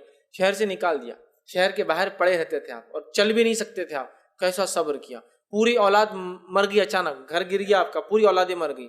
بائبل کے مطابق آپ کو 100 اولادیں تھی، ایک ہی ساتھ چھت گری 100 کے 100 مر گئے. بکریاں تھیں آپ کو بہت زیادہ، بھیڑیں، طوفان آیا سب مر گئی. ٹھیک ہے، سمجھ رہا بات کو؟ مطلب ایوب علیہ السلام کا صبر دیکھیے. جب اللہ تعالیٰ نے ان کی تعریف فرشتوں کے سامنے کی کہ ایوب دیکھو کیسا صبر کرتا ہے، تو شیطان نے کہا اتنی نعمتیں دینے کے بعد تو کوئی بھی صبر کرے گا، مطلب کوئی بھی شکر کرے گا، نعمتیں چھینو تو پتہ چلے گا. اللہ نے ساری نعمتیں چھین لی، اور ایوب علیہ السلام ویسے ہی تھے اپنے شکر کے اندر، ان بیماریوں کے اندر بھی، ہے نا. کئی مثال، ابراہیم علیہ السلام ہے، نوح علیہ السلام نے دیکھ لیا، ہم نے عیسیٰ علیہ السلام دیکھا، ہم نے موسیٰ علیہ السلام دیکھا، ایوب علیہ السلام تو صبر کی مثال دیے جاتے ہیں. ٹھیک ہے، اس کے علاوہ بھی تمام انبیاء کے واقعات لیجیے، صبر کی یہ لوگ مثالیں ہیں، چوٹیاں ہیں جس کو بولتے ہیں، یہ ہائٹس ہے جس میں انسان صبر کر سکتا ہے. آئیے حدیث سنیے، نبی اکرم صلی اللہ علیہ وسلم فرماتے ہیں، جامع ترمذی اور سنن ابن ماجہ کی روایت، آپ نے فرمایا انبیاء علیہ السلام لوگوں میں سب سے زیادہ آزمائش میں مبتلا ہوتے ہیں، پھر وہ جو سب سے زیادہ اللہ کے قریب ہوتا ہے. مطلب پہلے جو آزمائے جاتے ہیں وہ انبیاء ہیں، اس کے بعد جو ان کے بعد اللہ سے سب سے زیادہ قریب ہوتا ہے. اور ہر شخص کو اس کی دینداری کے مطابق آزمایا جاتا ہے. اگر وہ دینداری میں مضبوط ہو تو اس پر آزمائش بھی سخت آتی ہے، اور اگر وہ اس میں کمزور ہو تو اس کے مطابق ہی اس پر آزمائش ڈالی جاتی ہے. اور آزمائش بندے مومن کو پریشان کیے رکھتی ہے، حتیٰ کہ وہ زمین پر اس حالت میں چلتا پھرتا ہے کہ اس پر کوئی گناہ اللہ باقی ہی نہیں رکھتا. سب سے زیادہ آزمائے انبیاء گئے، اس کے بعد وہ لوگ جو ان کے بعد ایمان میں سب سے زیادہ تھے. اور ہر بندے کو اللہ رب العزت اس کے ایمان کے مطابق آزماتا ہے، جتنا ایمان مضبوط اتنی بڑی آزمائے، جتنا ایمان ہلکا اتنی ہلکی آزمائے.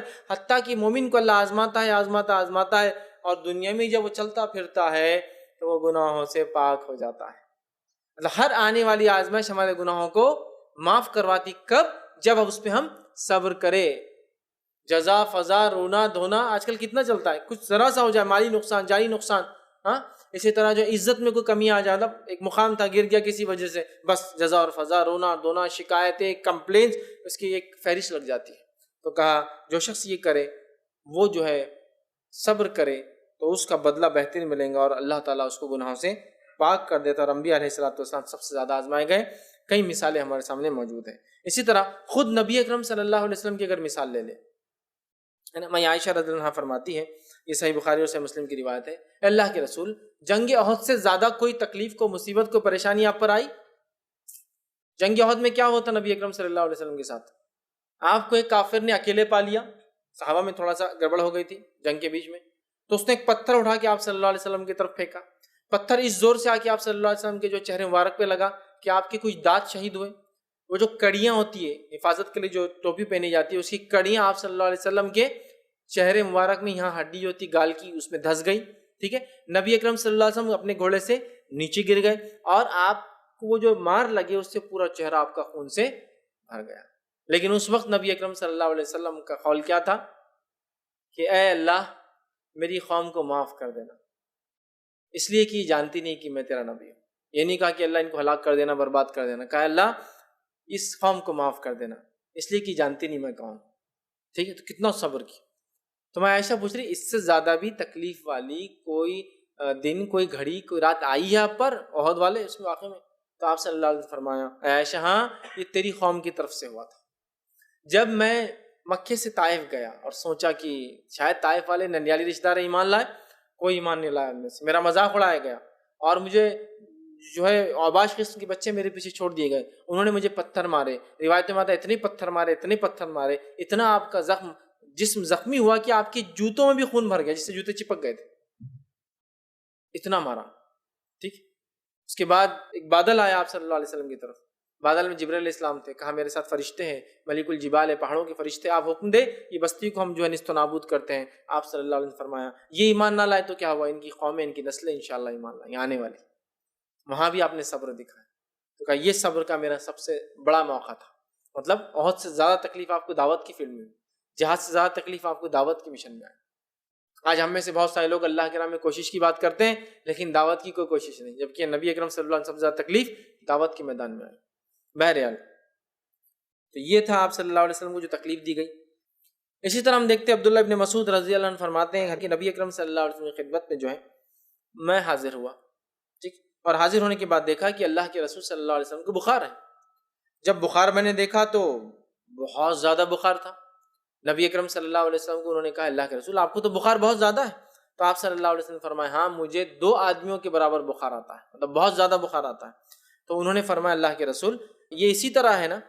تو آپ نے کہا اسی طرح ہے، مجھے 2 آدمیوں کے برابر بخار آتا ہے. پھر آپ نے فرمایا کہا کہ جس مسلمان کو تکلیف پہنچے یا کاٹا چبھے، مطلب انہوں نے صحابی نے کہا تو آپ کو اجر بھی دگنا ملتا ہوگا اس کا، مطلب اسی طرح ہے نا کہ اجر بھی دگنا ملتا ہے. آپ نے فرمایا اسی طرح اجر بھی مجھے ڈبل ملتا ہے، بخار بھی ڈبل آتا ہے.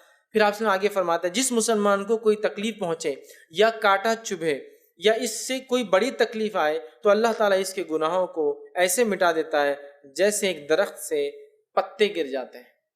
جب انسان صبر کرتا ہے اس پہ تکلیف آتی ہے تو اللہ تعالیٰ اس کے گناہوں کو ایسے ہی مٹا دیتا ہے جس طرح سے سوکھے جھاڑ کے پتے گر جاتے ہیں نا جب آپ جھاڑ کو ہلائے یا سوکھنے سے خود بخود، اس طرح سے صبر کرنے کی وجہ سے اللہ تعالیٰ گناہوں کو مٹا دیتا ہے. ہم سب یہ چاہتے ہیں کہ اللہ تعالیٰ ہمارے گناہوں کو معاف کرے، لیکن صبر والا معاملہ ہم پیدا نہیں کرتے اپنے نفس میں. صبر بڑی اہم صفت یاد رکھی. صبر کے فائدوں میں ایک فائدہ دیکھیے یہ بھی ہوتا ہے، صبر کی اہمیت کے بعد اس کے فائدوں میں ایک یہ ہے کہ صبر کرنے والے پر دنیا میں اللہ تعالیٰ نوازشیں اور رحمتیں برساتا ہے. جو شخص صبر کرتا ہے اس کے فضائل میں بات ہے اللہ اس پر رحم اور نوازشیں اپنی برساتا ہے، جس کے بارے میں اللہ رب العزت نے سورہ بقرہ سورہ نمبر 2 آیت نمبر 155 155 سے 157 میں بڑی مشہور اور معروف آیت اللہ فرماتا ہے وَلَنَبْلُوَنَّكُمْ بِشَيْءٍ مِّنَ الْخَوْفِ وَالْجُوعِ وَنَقْصٍ مِّنَ الْأَمْوَالِ وَالْأَنفُسِ وَالثَّمَرَاتِ فَبَشِّرِ الصَّابِرِينَ. اللہ فرماتا ہے کہ اور ہم تمہیں ضرور بھی ضرور آزمائیں گے بِشَيْءٍ مِّنَ الْخَوْفِ خوف کے ذریعے، وَالْجُوعِ اور بھوک کے ذریعے، وَنَقْصٍ مِّنَ الْأَمْوَالِ اور مال کی کمی سے، والانفس اور اپنی نفس کی جانوں کی کمی سے، والثمرات اور پھلوں کی کمی سے، وبشر الصابرین ایسے صبر کرنے والوں کو جو ہے خوشخبری دے دیجئے. الذین اذا اصابتهم مصیبت قالوا جب ان پر کوئی مصیبت آتی ہے تو پھر یہ مصیبت میں یہ کہتے ہیں ان للہ وانا الیہ راجعون ہم اللہ کی طرف سے آتے اور اللہ کی طرف لوٹ کر جانا ہے. اولئک علیہم صلوات من ربہم ورحمہ یہی وہ لوگ ہیں جن پر اللہ کی نوازش اور رحمت ہو کر رہیں گے. واولئک هم المهتدون اور یہی لوگ حقیقت میں ہدایت کے راستے پر ہیں. تو اللہ کی رحمتیں اور نوازشیں اسی پر برستی ہے جو صبر کرتا ہے. اور صبر کیسے کرتا ہے؟ جب کوئی مصیبت آتی ہے تو کیا کہتا ہے؟ ان للہ وانا الیہ راجعون. یہ نہیں کہا جب کوئی مرتا ہے تو یہ کہتا ہے. جب کوئی مصیبت آتی ہے تو کیا کہتا ہے؟ ان للہ وانا الیہ راجعون. کوئی مر گیا ان للہ وانا الیہ راجعون. مصیبت کوئی چیز گم گئی ان للہ وانا الیہ راجعون. مصیبت کوئی چیز کھو گئی نہیں ملتی ہے، کوئی بیماری چلے گئی، کوئی نعمت چھن گئی، ہر چیز پر آپ پڑھ سکتے ہیں جس کو آپ مصیبت سمجھے انا للہ وانا الیہ راجعون. تو اللہ رب العزت فرماتا ہے کہ وہ کہتے ہیں جب ان پہ کوئی مصیبت الذین اذا اصابتهم مصیبت جب ان پہ کوئی مصیبت آتی ہے تو وہ کہتے ہیں انا للہ وانا الیہ راجعون. اور ایک حدیث میں آپ صلی اللہ علیہ وسلم فرمایا جس میں سلمہ رضی اللہ عنہا اپنا ہی واقعہ بیان کرتی ہے، بہت ہی پیارا واقعہ ہے، صحیح مسلم کی روایت. واقعہ رکھ دیتا ہوں آپ کے سامنے. یہ باتیں جب وہ آیتیں وغیرہ یہ صحابیات نے سن رکھی تھی، ہوا یہ کہ سلمہ رضی اللہ عنہا کے شوہر کا انتقال ہو گیا. ٹھیک ہے، تو نبی اکرم صلی اللہ علیہ وسلم نے یہ دعا سکھائی تھی کہ جب کسی کو کوئی مصیبت آئے اور مصیبت میں وہ یہ کہے ان للہ وانا الیہ راجعون، اے اللہ ہم تیری ہی طرف سے اور تیری ہی طرف لوٹ کر جانا ہے. اور پھر وہ کہے وہ ایک دعا کرے آگے، اس کا ترجمہ اس طرح سے اے اللہ میری اس مصیبت کو جو ہے تو مجھے اجر دے اور اس مصیبت کو خیر میں جو ہے میرے لیے تبدیل کر دے، یا اس مصیبت کا مجھے اس سے اچھا خیر بدلہ عطا فرما. تو اللہ تعالیٰ اس مصیبت پہ اس سے خیر بدلہ انسان کو عطا فرماتا ہے. تو جب ان کے شوہر کا انتقال ہوا یہ بات انہوں نے سن رکھی تھی، فوراً پڑھ دیا انا للہ وانا الیہ راجعون، اے اللہ اس مصیبت کا مجھے اس سے بہترین بدلہ دے. اور ان کی عدت گزرتے ہی نبی اکرم صلی اللہ علیہ وسلم کا پیغام ان کے لیے آ گیا. تو گویا شوہر کھو دیا تھا ایک ان للہ وانا الیہ راجعون پڑھا اور اللہ تعالیٰ نے سب سے بہترین شوہر جو دنیا میں ہو سکتا وہ آپ کو دے دیا. سمجھا؟ ان للہ ہماری کوئی چیز گم گئی ان للہ وانا الیہ راجعون، اللہ اس کا اس سے اچھا بدلہ دے. اور آپ دیکھیے اللہ تعالیٰ اس کو اس سے بہتر چیز عطا فرما دیتا ہے، چیز عطا فرما دیتا ہے. سمجھ رہے ہیں بات کو؟ تو یہ بڑی اہم بات ہے ادھر کی، اس چیز کو سمجھنے کی ضرورت ہے. اور اللہ تعالیٰ دیتا ہے، آپ چھوٹے سے لے کر بڑے تک اس توکل اور ایمان کے ساتھ کیجئے. آپ بہت ساری چیزیں دیکھیں گے کہ اس کے بدلے ملتے ہیں، لیکن ہمارے پاس اس کے شعور، اس کی سمجھ کون دیں گا؟ حالت تو یہ کہ بڑے بڑے ہو گئے، زندگی ہماری گزر گئی، داڑیاں اور ساری چیزیں بال سر کے سفید ہو گئے، اور اگر کوئی انتقال کے علاوہ انا للہ و انا الیہ راجعون پڑھ دے تو اٹھ کے اس کو تھپڑ لگا دیتے ہیں. یہ کوئی مرا تھوڑی گیا، وہ صرف بیمار ہے اور انا للہ پڑھ رہے، تم صرف چیز گمی اور تم انا للہ و انا راجعون پڑھ رہے، کوئی مرا تھوڑی ہے. یہ حالت ہے. علم کی کمی آپ دیکھیے، یہ بڑی اہم چیز ہے. ان چیزوں مصیبت جب آتی ہے تو کہتے، یہ نہیں کہ کوئی مر جاتا ہے تو کہتے بیماری مصیبت ہے، چیز کا کھونا مصیبت ہے، موت بھی مصیبت ہے نا. اور بھی کئی چیزیں ہو سکتی جو مصیبت کی شکل ہر انسان کے سماج اور طبقے اور جہاں رہتا ہے اس کے حساب سے وہ مصیبت ہو سکتی ہے. اس کے لیے کوئی چیز گم جائے، کوئی اہم کاغذ گم جائے، انا للہ و انا الیہ راجعون. سمجھ رہے بات؟ تو اللہ تعالیٰ اس سے بہترین بدلہ دیتا ہے. اس بات کو سمجھنے کی ضرورت ہے، سکھانے کی ضرورت ہے، اور خود اس پر عمل کرنے کی ضرورت ہے. اللہ تو فرما رہا ہے کہ جب مصیبت دیتے ہیں تو یہ کہتے ہیں، اور انہی لوگوں پر اللہ کی رحمت اور نوازش ہونے والی ہے. تو اللہ کی رحمت نوازش چاہتے ہیں، یہ پڑھنا شروع کر دیجیے، یہ عادت ڈال لیجیے، اپنا ایک معمول بنا لیجیے. ہم لوگ سب سے پہلے کیا کرتے ہیں، کوئی مصیبت ہو تو ارے رے رے رے رے رے بہت برا ہو گیا، بہت برا ہو گیا. اس سے کچھ نہیں ہونے والا. برا ہو گیا اس کو ہی معلوم ہو، اور برا، اور پہلے ٹینشن میں ختم ہو جاتا ہو. کوئی اس سے دلاسا ملتا ہے کہ یہ بولنے سے کچھ بھی نہیں ہوتا. انا للہ و انا الیہ راجعون. بہت آپ کے ساتھ غلط ہوا، بہت برا ہوا، بہت بڑا نقصان ہوا آپ کا، وہی بولیں گے انا للہ و انا الیہ راجعون، میرے ساتھ یہ ہوا. یہ معمول بنانا ہے، یاد رکھیے. اس چیز کو سمجھنا ہے اور اس چیز کو اپنے زندگی میں عمل میں لانا ہے، یاد رکھیے. تو اس کو پریکٹیکلی ہم کو لینا ہے کہ ہم ہر بار ہر مصیبت پر اس کو پڑھ کر دیکھیں، اور اس کے بدلے بہت جلدی اللہ تعالیٰ دیتا ہے. ٹھیک. ایک چھوٹا سا واقعہ میرے ذہن میں ہے. جب میں اسکول میں تھا اور انا للہ و انا الیہ راجعون مجھے جب پتہ نہیں تھا، میں نے بعد میں پھر سیکھا، گھر پہ آگے مجھے جلدی سیکھا، اس کا بہت فائدہ ہو رہا. ٹھیک. واقعہ یہ ہوا تھا کہ اسکول میں ہمارے ایک دوست تھے اور ان کی سائیکل چوری ہو گئی. اب جب سائیکل چوری ہو گئی تو ہم سب پیدل جاتے تھے اور وہ اکیلے سائیکل پہ آتے تھے. ہم کو بڑی خوشی ہوئی کہ تو یہ پورا سماج ہمارے پاس یہی دیکھا جاتا ہے، ہمارے سماج میں کسی کے نقصان پہ ہم لوگ خوش ہوتے ہیں، دل میں خوش ہوتے ہیں. ہم کو تربیت نہیں ملتی اپنے گھروں کے اندر کہ ہم کسی کے نقصان پہ افسوس جتائیں. خوشی ہوتی ہے. بچوں کو دیکھیے، چھوٹے سے کسی کا پھگا پھوٹ گیا، دوسرا بچہ ہنس رہا ہے، اور ہم بچوں کو کبھی نہیں بولتے بیٹا اس کے نقصان پہ آپ ہنس رہے ہو، نہیں، آپ بہت اچھا اس کا پھوٹا تھا، آپ کو خوشی، میرے کو بہت خوشی بیٹا اس کا پھگا پھوٹا. تو جب باپ خود اس کو بول رہا ہے تو یہ بچہ بچپن سے تعلیم پاتا ہے کہ کسی کے نقصان پہ خوش ہونا چاہیے. ماحول ہے نا پورا، باپ سے نہیں تو ماحول سے پاتا ہے. پھر کہ سامنے ارے آپ کا ایسا ہو، باہر جا کے اس کی سائیکل چوری ہوگی، بہت مزہ آیا. یہ ہماری فطرت ہے. اب ہم بھی چھوٹے تھے، سائیکل چوری ہوگی تو ہم کو خوشی ہو رہی، چلے گئی اس کے ساتھ، بہت مزہ آیا، اس کی سائیکل چلے گی. بہت سائیکل پہ آتا تھا اس ٹائم میں، بہت ایک دم نئی سائیکل آئی تھی، ہینڈل وینڈل اس کا بہت اسٹائلش آتا تھا. اچھا، بہت اچھا ہوا، سائیکل چلی گئی. ہم اپنے آپ میں خوش ہو رہے کیونکہ وہ سائیکل پہ آتا تھا، اور بہت کم 8-10 سائیکلیں اسکول میں ہوتی تھی ٹوٹل. لیکن وہ ایک جاننے والا لڑکا تھا، اس کو علم تھا، وہ ایک عرب خاندان سے تعلق رکھتا تھا. وہ ان کی زبان پہ تھا انا للہ و انا الیہ راجعون. تو اس نے جب بھی پڑھ دیا، باہر گیا ڈھونڈا نہیں ملی انا للہ و انا الیہ راجعون، اس نے پڑھ لیا. اب ہم سب خوش ہو رہے کہ سائیکل چلے گی. اس کے بعد ہوا یوں کہ تھوڑے دن بعد جب آیا تو لونا پہ آیا، ہو نئی لونا لے کر. ایک لونا آئی تھی جس کو بغیر نمبر کی آتی تھی، اس کو رجسٹریشن نہیں لگتا تھا. ایک کمپنی کی لونا آتی تھی ایک ٹائم میں جس کو رجسٹریشن نہیں لگتا تھا، لونا اور سائیکل دونوں. تو وہ لونا لے کر آ گیا. اب ہماری حسد کی تو انتہا ہو گئی، اب کہ پہلے سائیکل پہ آتا تو ہی حسد تھی، اب لونا پہ آ گیا. ٹھیک. لا کر وہ آ گیا اور اس نے کہا کہ میں نے یہ بات سن رکھی تھی کہ انا للہ و انا الیہ راجعون پڑھے تو اس سے اچھا ملتا. جب میری سائیکل گم گئی، گھر گیا بہت ڈرتے ڈرتے، والد نے ڈانٹا دھمکایا. پھر سائیکل لینے گئے تو سائیکل کی قیمت کچھ 800 یا 900 روپے تھی، اور کسی نے کہا کہ 4000 روپے میں بغیر لائسنس والی لونا، بغیر رجسٹریشن لگتا ہے، اس کو لائسنس بھی لگتا ہے، لے لو. بچہ دور سے آتا جاتا ہے تو والد صاحب نے لونا دلا دی. تو میرے کو اس کا فائدہ ہوگا. مطلب سائیکل گئی اور اسے 4 گنا اچھی چیز لونا آ گئی. ٹھیک. اور بعد میں اس لونا میں بہت گھومے ہم لوگ بھی. پھر ٹھیک، جب تک نعمت ہے تو فائدہ تو اٹھانا ہے، جب جائیں گے پھر ہنسیں گے ہم لوگ. ٹھیک. تو یہ حالت ہے ہم لوگوں کی، مطلب یہ ایک ٹینڈنسی بن گئی. تو انا للہ و انا الیہ راجعون کے آپ بہت سے فائدے دیکھیں گے جب عملی زندگی میں آپ اس کو لائیں. اور اس کے ثمرات، ام سلمہ رضی اللہ عنہا کا یہ واقعہ نمونہ ہے ہمارے لیے کہ آپ نے اپنے شوہر کے انتقال پہ پڑھا اور وہی دعا جانتی تھی، آپ سب نے سکھائی کہ ایسا بولنے سے ملتا ہے. انتظار کری تھی اب کیا ملیں گا ابو سلمہ کے علاوہ، تو ان کو نبی اکرم صلی اللہ علیہ وسلم جیسے شخص کا رشتہ آ گیا اور آپ نے نکاح کر لیا. اس سے بہتر نقصان کا بدل شوہر کے بدلے میں کسی کو نہیں مل سکتا. سمجھ رہے بات کو؟ بہرحال تو صبر کرنے والوں پہ اللہ کی نوازش اور رحمت ہوتی ہے. دوسرا فائدہ جو ہوتا ہے اس کے فضائل میں جو فائدہ ہے وہ یہ ہے کہ آخرت میں صبر کرنے والوں کو اللہ تعالیٰ بہترین بدلہ دیتا ہے. آخرت میں، دنیا میں ہو سکتا ہے شاید بہت مشکل زندگی گزرے، صبر کرنے والوں کے لیے آخرت میں بہترین بدلہ ہے. اللہ رب العزت سورہ نحل سورہ نمبر 16 آیت نمبر 96 میں وہ فرماتا اور کہتا ہے وَلَنَجْزِيَنَّ الَّذِينَ صَبَرُوا أَجْرُهُمْ بِأَحْسَنِ مَا كَانُوا يَعْمَلُونَ۔ اللہ فرماتا ہے اور ہم صبر کرنے والوں کو ان کا بدلہ ان کے اعمال سے کہیں زیادہ اچھا عطا فرمائیں گے۔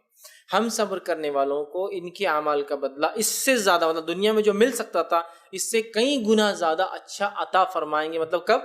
آخرت کی بات ہو رہی ہے، تو آخرت میں صبر کرنے والوں کو بہت زیادہ اجر ملنے والا ہے اور بہترین بدلہ ملنے والا ہے۔ کسی بھی قسم کا صبر، انتقال پہ صبر، مصیبت پہ صبر، حاکم کے ظلم پہ صبر، ہے نا، کسی جسم کے اعضاء کے ضائع ہونے پہ صبر، آنکھ کے ضائع ہونے پر، ہاتھ کے ضائع ہونے پر صبر۔ حدیث میں تو واضح الفاظ ہے جب اللہ کسی بندے کی آنکھ چھینتا ہے اور اس پہ صبر کرتا ہے تو اللہ اس کو جنت کے علاوہ سوا اور کوئی چیز نہیں دیتا ہے۔ آنکھ جاتی ہے نا، دھیرے دھیرے روشنی جاتی ہے، صبر کرتا ہے، تو اعضاء کے جانے پر صبر، ٹھیک ہے، کسی پریشانی کے آنے پہ صبر، کوئی بھی قسم کی ہو سکتی ہے، تو بہت اس کا اجر ہے۔ تو اللہ فرما رہا ہے کہ ان کو بہترین بدلہ ہم روز قیامت دینے والے ہیں جو لوگ صبر کرتے ہیں۔ اسی طرح جو ہے نبی اکرم صلی اللہ علیہ وسلم فرماتے ہیں، جامع ترمذی کی روایت ہے، آزمائش مومن پر آتی رہتی ہے، اس کی جان میں، اس کی مال میں، اور اس کی عورتوں میں، اس بچوں میں، اور اس کا پیچھا نہیں چھوڑتی، کبھی جان میں، کبھی مال میں اور دیگر چیزوں میں، اور پیچھا نہیں چھوڑتی، اور کسی نہ کسی طرح آزمائش ہمیشہ اس کے ساتھ رہتی ہے، یہاں تک کہ جب اللہ تعالیٰ سے ملیں گا تو اس پر کوئی گناہ باقی نہیں رہیں گا۔ مطلب وہ جان مال میں اس کی مصیبتیں آتی رہیں گی، حتیٰ کہ جب اللہ سے ملیں گا اس کے اوپر کوئی گناہ باقی نہیں رہتا۔ تو ہمارے اوپر آنے والی ہر مصیبت ہمیں فائدہ دے کر جاتی ہے، اس بات کو ہر مصیبت آنے والی فائدہ دے کر جاتی ہے۔ اسی طرح جو صبر کی ہم بات کر رہے ہیں، جو مصیبتوں پہ ہم کو صبر کرنا، جس کا بدلہ جنت ہے، جنت کے سوا کچھ اور نہیں ہے، اللہ اس لوگوں کو محبت کرتا ہے، اور بہت ساری باتیں اس تعلق سے آتی ہیں جس کے ہم نے فائدے بھی دیکھے اور اس کے فضائل بھی ہم نے دیکھے۔ آئیے اب اس کے کنڈیشنز کیا ہیں، اس صبر کا فائدہ کون اٹھا سکتا ہے؟ ورنہ پتہ چلا صبر کی بات تو ہو رہی ہے لیکن کنڈیشنز نہیں پتہ ہے، کب اس کا اجر ملتا ہے، کب وہ چیز ہم کو فائدہ مند ہوں گی، وہ جان لیجیے۔ آئیے، پہلی شرط یہ ہے کہ انسان صبر صرف اور صرف اللہ کے لیے کرے۔ انسان صبر صرف اور صرف اللہ کے لیے خالص، تبھی اس کا اجر ملے گا۔ یاد رکھیے، اس لیے صبر نہیں کہ بہت بڑا ہے میرے کو اس کا وہ کریں گا تو خاموش بیٹھ جاؤ، اس لیے صبر نہیں کہ دنیا کیا بولیں گے اس لیے میں خاموش بیٹھ جاتا ہوں، اس لیے صبر نہیں کہ ہمارے خاندان نے فیشن ہے ایسے ہی کرتے ہم لوگ ریئیکٹ تو اس لیے میرے کو کرنا، اللہ کے لیے نہیں، سمجھ رہے آپ؟ تو اس کا اجر انسان کو پھر نہیں ملتا، ٹھیک ہے۔ اس کے تعلق سے سورہ رات میں اگر دیکھیں تو اللہ سبحانہ تعالیٰ فرماتا ہے، اور جنہوں نے اپنے رب کی رضا کی طلب کرتے ہوئے صبر کیا اور نماز قائم کی، اور ہم نے انہیں جو کچھ دے رکھا ہے اس سے پوشیدہ اور کھلے طور پر وہ جو ہے خرچ کیا ہے، اور وہ برائی کا جواب بھلائی سے دیتے رہے ہیں، ٹھیک ہے، مطلب گناہ کے بعد فوراً نیکی کرتے ہیں، یا کوئی برائی کرتا ہے اس کا جواب بھلائی میں دیتے، برائی کے بدلے میں برائی نہیں دیتے، تو انہی لوگوں کے لیے آخرت کا گھر ہے، ٹھیک ہے۔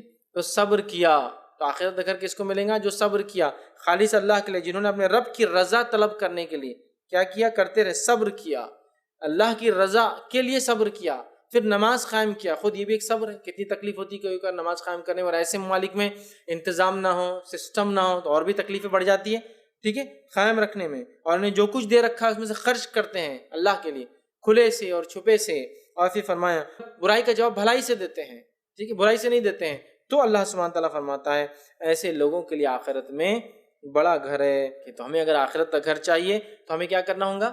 صبر کرنا ہوگا، اس لیے کہ خالص اللہ کے لیے ہوگی، پہلی کنڈیشن ہے۔ سیکنڈ کنڈیشن کیا ہے؟ دوسری شرط یہ ہے کہ بندہ مومن ہر قسم کی آزمائش میں اپنے زبان سے کوئی خلاف بات نہ نکالے کہ میرے ساتھ کیوں ہوا۔ ابو ہریرہ رضی اللہ عنہ حدیث کے راوی ہے، اور نبی اکرم صلی اللہ علیہ وسلم فرما کہا، اللہ تعالیٰ فرماتا ہے، میں جب اپنے بندے مومن کو آزمائش میں مبتلا کرتا ہوں اور وہ عیادت کے لیے آنے والوں سے شکایت نہیں کرتا تو میں اسے اپنی قید سے آزاد کر دیتا ہوں، پھر اسے پہلے سے بہتر گوشت اور پہلے سے بہتر خون عطا کرتا ہوں، پھر وہ نئے سرے سے عمل کرنا شروع کرتا ہے۔ کیا فرمایا حدیث میں؟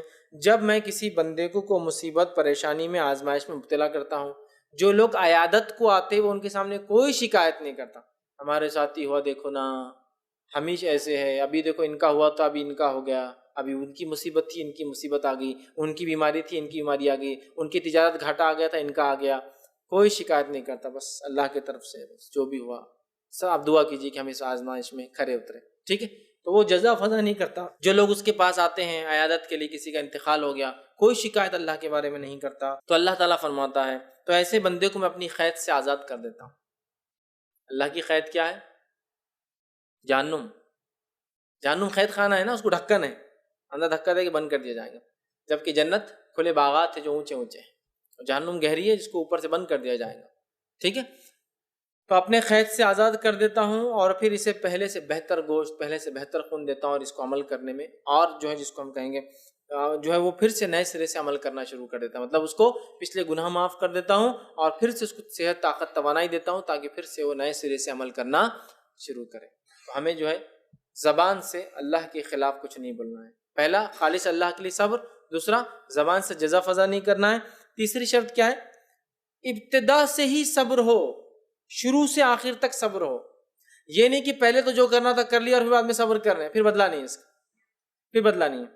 نبی اکرم صلی اللہ علیہ وسلم فرماتے ہیں، انس بن مالک رضی اللہ عنہ حدیث کے راوی ہیں اور یہ بخاری اور مسلم کی روایت ہے، ایک خاتون قبر پر روتے ہوئے بیٹھی تھی، اور شاید یہ مدینے کا ابتدائی دور تھا یا وہ اللہ کے رسول صلی اللہ علیہ وسلم کو نہیں پہچانتی تھی، دونوں میں سے کوئی ایک بات تھی، روتے بیٹھی ہوئی تھی۔ آپ صلی اللہ علیہ وسلم گئے تو آپ نے فرمایا کہ اتق اللہ وصبری، کہ اللہ کا تقوی اختیار کر اور تو صبر کر۔ اس عورت سے کہا، تو اس عورت نے کیا کہا، اور حدیث کے الفاظ دیکھیں اس طرح سے، تم اللہ تعالیٰ کا تقوی اختیار کرو اور صبر کرو۔ اس عورت نے کہا، آپ جائے اور اپنا کام کریں، آپ کو کیا معلوم میرے پہ کیا مصیبت ہے۔ اس طرح کے الفاظ ادا کر دیں۔ اس سے پتہ چلتا ہے یا تو آپ صلی اللہ علیہ وسلم مدینے میں نئے تھے، یہ عورت نہیں پہچانتی تھی، یا پھر اس نے آپ صلی اللہ علیہ وسلم کبھی دیکھا نہیں تھا، ٹھیک؟ آپ صلی اللہ علیہ وسلم خاموشی سے چلے گئے، یا آپ کا بھی صبر تھا، سمجھ رہے آپ؟ چلے گئے۔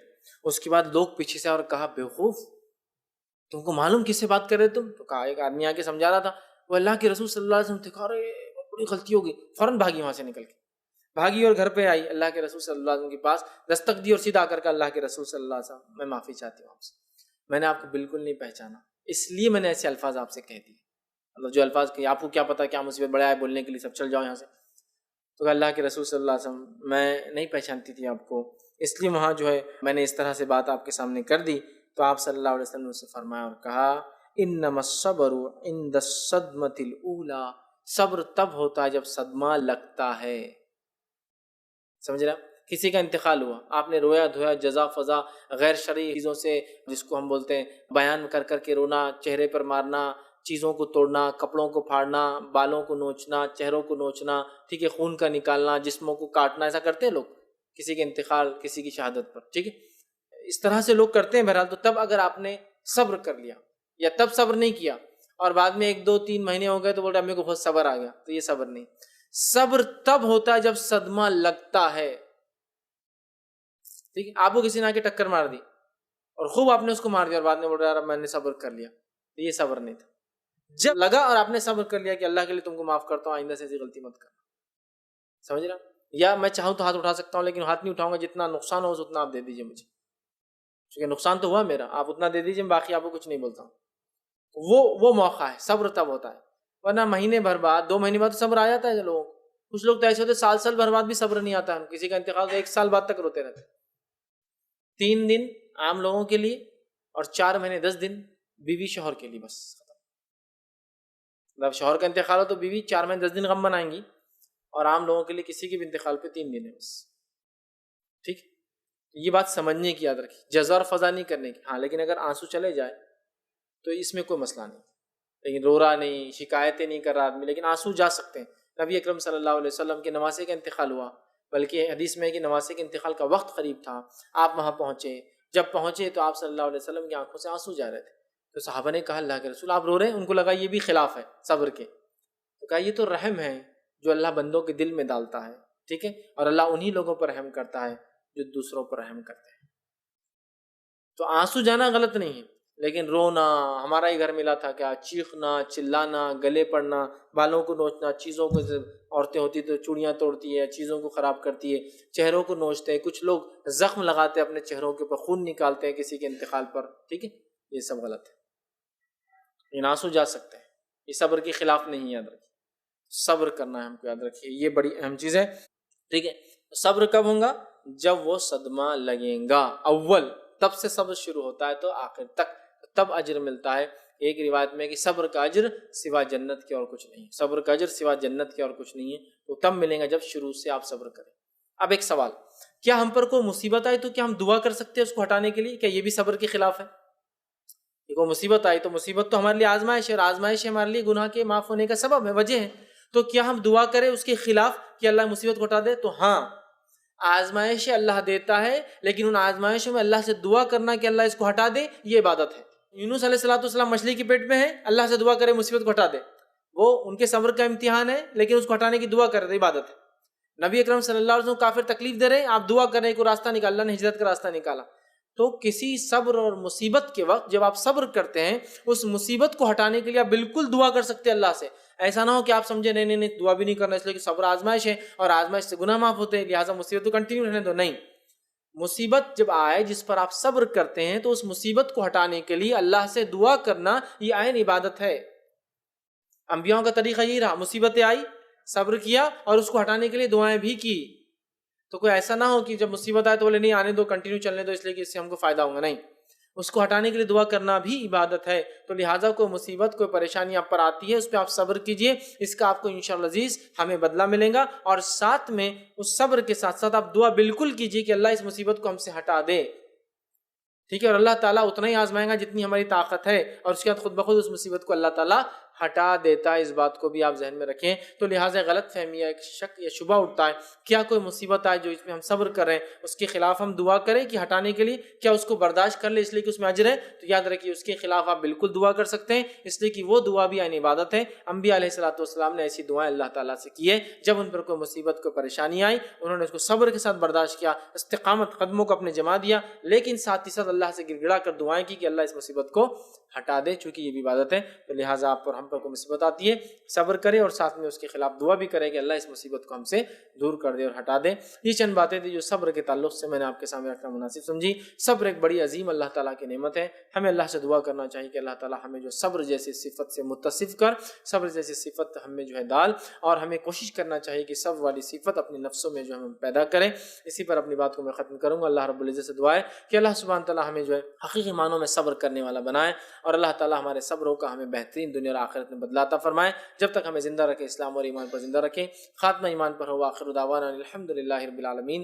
سبحان ربک رب العزت عما یصفون وسلام علی المرسلین والحمدللہ رب العالمین۔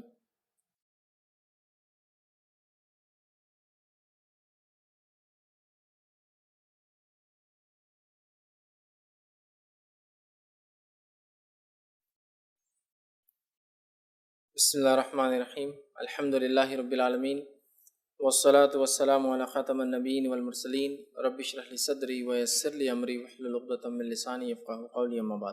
السلام علیکم شیخ، ہمارا سوال یہ ہے کہ جو آپ نے جو ایوب علیہ السلام کا جو واقعہ بیان کیا ہے، تو اس کے اندر ایک چیز یہ چیز زیادہ چلتی ہے کہ لوگ یہ کہتے ہیں کہ ایوب علیہ السلام کو جو اللہ نے جب بیماری کے اندر آزمایا تھا تو ان کی جسم پر جو بیماری کی وجہ سے جو کیڑے ہوئے تھے، ان کو اللہ نے جو بیماری کے اندر مختلف بیماری کے اندر آزمایا تھا، تو بیماری کے اندر ان کو کیڑے ہو چکے تھے ان کے جسم کے اندر، اور وہ جب کیڑے زمین پر گرتے تھے تو وہ کیڑوں کو اٹھا کر اپنے جسم پر ڈالتے اور کہتے کہ اللہ نے تمہارا رزق اس جگہ پر لکھا ہے۔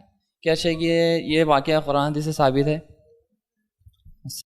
بھائی نے ایک سوال کیا کہ جو ہے ایوب علیہ السلام کے تعلق سے کہ ایوب علیہ السلام جب بیمار ہو گئے تو بہت سارے لوگ یہ واقعہ بیان کرتے ہیں کہ جس میں کیڑے پڑ گئے، پھر وہ کیڑے نکل کے نیچے گر جاتے تو اٹھا کر ڈال دیتے اور کہتے کہ اللہ نے تمہارے رزق اس میں لکھا ہے۔ دیکھیے ایوب علیہ السلام کے تعلق سے اکثر جو واقعہ ملتا ہے اس کی جو تفصیلات ہے وہ اسرائیلیات سے ملتی ہیں۔ اسرائیلیات مطلب بائبل کے اندر، بائبل کے اندر ایک پوری کتاب ہے دا بک آف جاب، ٹھیک ہے، ایوب کی کتاب۔ اس کتاب کے اندر بڑا تفصیلی واقعہ ہے کہ شیطان آیا، ایوب کو خوشحال دیکھا تو اللہ تعالیٰ نے جو ہے فرشتوں میں تعریف کی، تو شیطان وہاں پہنچ گیا اور بولا اللہ تم کیا تعریف کر رہے ہو، ایوب کی اتنی نعمتیں تم نے دے رکھی ہے ایوب کو، تو وہ تو شکر گزار بندہ ہوں گا ہی۔ پھر وہ شیطان کو اللہ نے اجازت دی جا تم کو کیا کرنا ہے کرو، پھر شیطان آیا ایوب علیہ السلام کو چھو لیا، ویسے قرآن نے بھی کہا شیطان نے چھوا، لیکن وہاں بہت تفصیل میں واقعہ آتا ہے، ہو سکتا کچھ باتیں صحیح ہو سکتا نہ بھی، واللہ عالم۔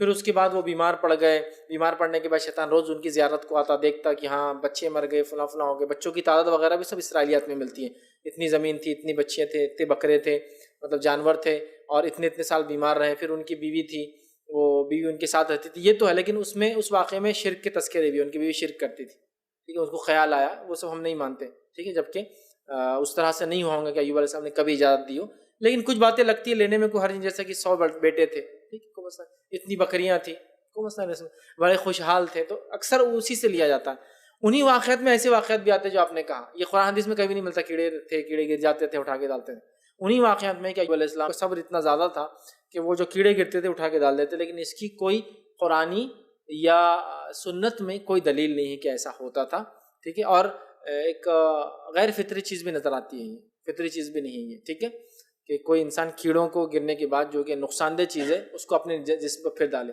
جبکہ زر کو، نقصان کو اپنے جسم سے دور کرنا ضروری ہے. میں نے کہا نا، آزمائش اللہ کی طرف سے آتی ہے، لیکن آئے تو اس کے خلاف دعا کرنا بھی ہمارے لیے عبادت ہے، کیوں کو اٹھا کے ڈالیں گا. بہرحال لیکن یہ کوئی قرآن میں بھی نہیں ہے، سنت میں بھی نہیں ہے، یہ اسرائیلی واقعات کے اندر یہ ایسی ساری بہت ساری اور بھی تفصیلات موجود ہیں. لہٰذا میں کہوں گا ایسے واقعات کو بیان کرنے سے اجتناب کرنا بہتر ہے، ورنہ کوئی شخص اپنے نفس سے ظلم کر لیں گا ایسے واقعات کو سن کر.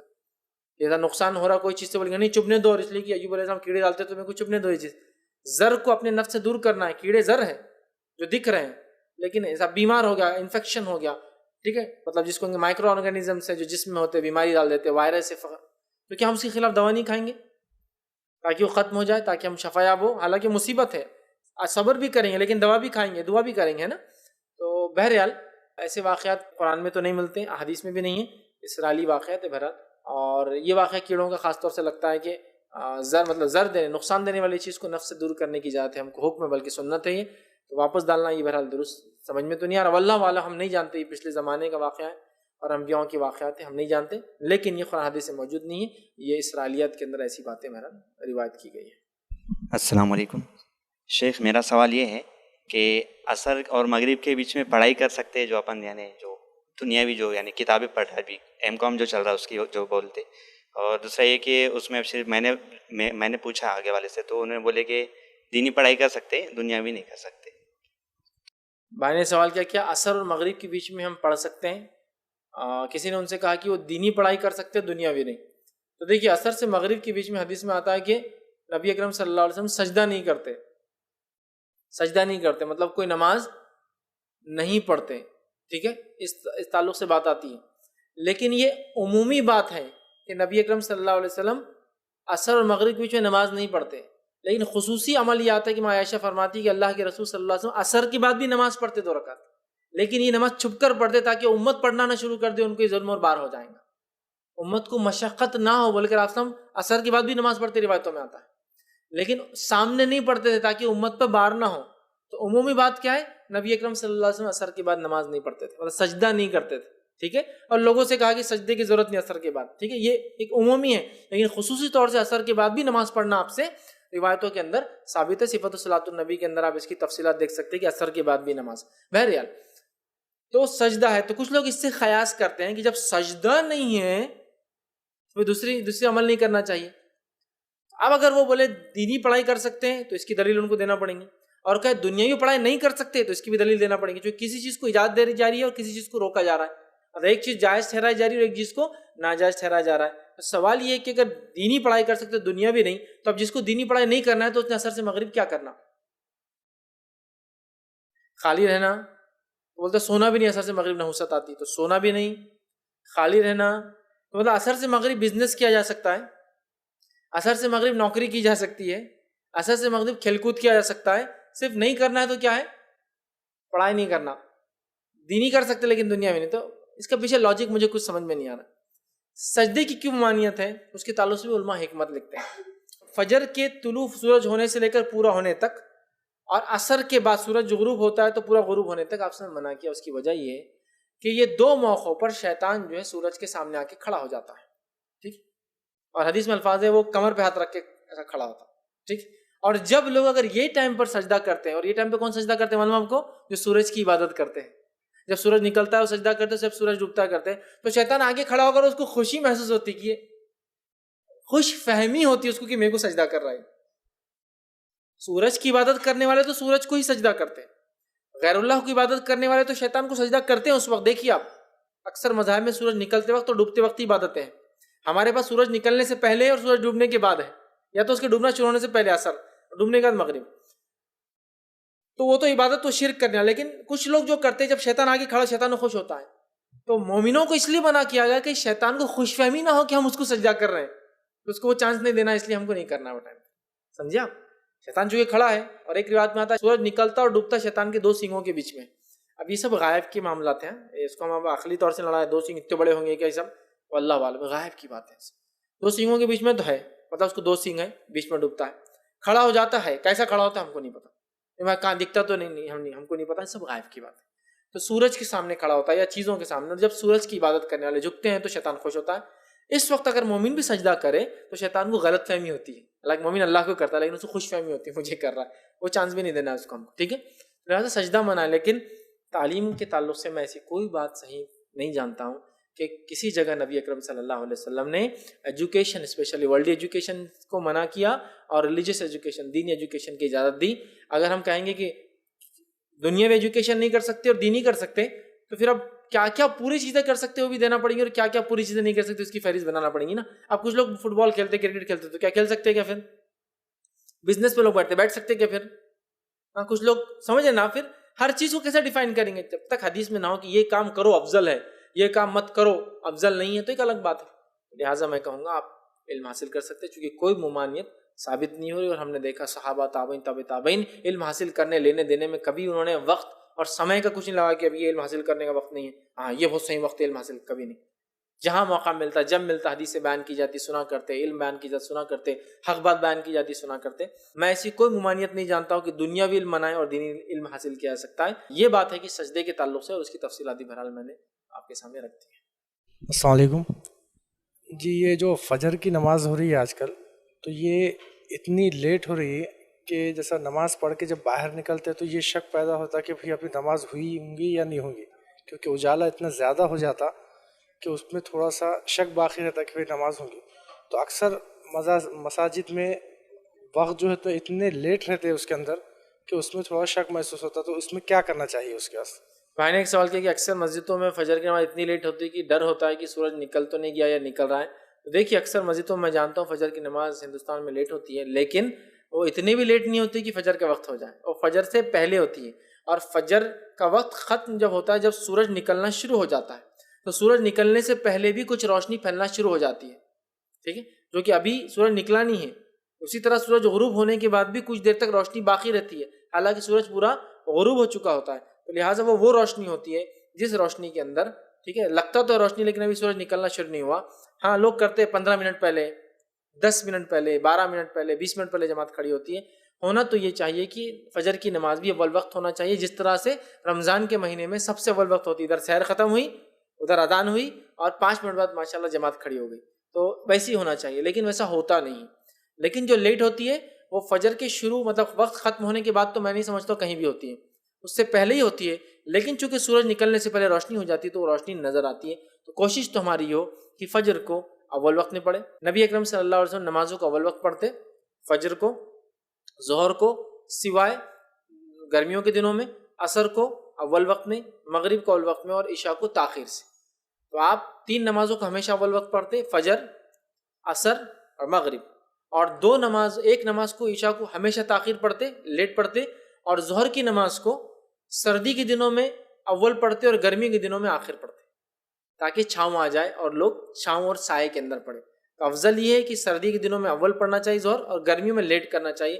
چونکہ نبی اکرم صلی اللہ علیہ وسلم گرمیوں کے دنوں میں آتا, صحابہ پوچھتے کہ ہم ظہر کے لیے کھڑے ہو, آپ کہتے ابھی ٹھہرے رہو.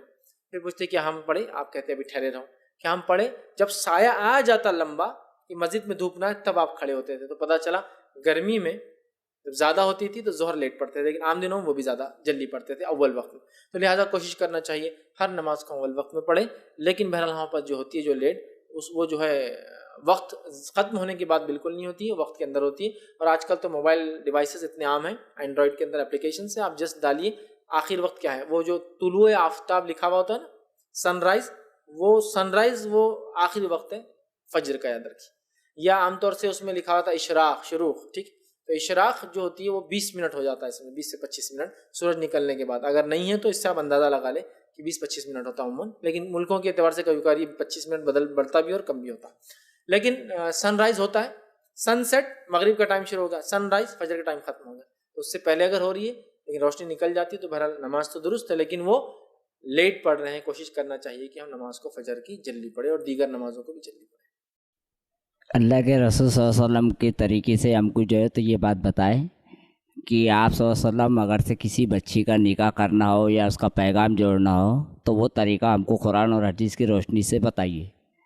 بھائی نے سوال کیا کہ قرآن حدیث کی روشنی سے رشتہ جوڑنے کا کیا طریقہ ہے. تو دیکھیے طریقہ یہ تھا، صحابہ کے زمانے میں ہوتا یہ تھا کہ لوگ جاتے لڑکے والے یا کبھی لڑکی والے، دونوں ہوتا تھا. ابھی یہ زمانے میں تو صرف لڑکے والے ہی جاتے، لیکن اس زمانے میں لڑکی والے بھی جایا کرتے. بہتر لگا لڑکا تو اپنا رشتہ دیتے، لڑکے والے کو لڑکی بہتر لگی تو اپنا رشتہ بھیجتے. رشتے دینداری کے بنیاد پہ عموماً دیے جاتے تھے، اور شادیاں بالکل سادی ہوتی تھی. رشتہ بھیجنے کے بعد لڑکی کو دکھایا جاتا تھا. عمومی اعتبار سے اس کے لیے کوئی رسم یا کوئی ڈے یا ایسا فکس نہیں ہوتا تھا. ایسا بھی کبھی دیکھا گیا کہ لڑکا اکیلا چلا گیا اور لڑکی پسند کر لی اور پھر نکاح کر لیا. ایسا بھی دیکھا گیا کہ وہ جو اپنے کچھ رشتہ داروں کے ساتھ گیا، اندر گیا، لڑکی کو دیکھا، گھر میں جا کر آیا. چونکہ گھر بڑے نہیں تھے، ایک ایک روم کے گھر تھے. کچھ صحابہ کے تو ایک روم، کچھ کے ایسے تھے کہ دروازہ بھی لگانے کی طاقت نہیں تو پردہ تھا، کچھ کے ایسے تھے پردہ بھی نہیں تھا، عورتیں ہمیشہ بیچاری بازو رہتی تھی چونکہ پردہ لگانے کی طاقت نہیں تھی. اندر گیا، دیکھا اور دیکھ کر نکل گیا. پسند آ گئی تو اس نے کہہ دیا. رشتے دینداری کی بنیاد پہ جڑتے اور دینداری کی بنیاد پہ ہی توڑے جاتے تھے یا نا قبول کیے جاتے تھے. یہ تمام چیزیں تھیں. اور وہ بہت سادے ہوا کرتے تھے. مہر بہت ہلکا پھلکا ہوا کرتا تھا.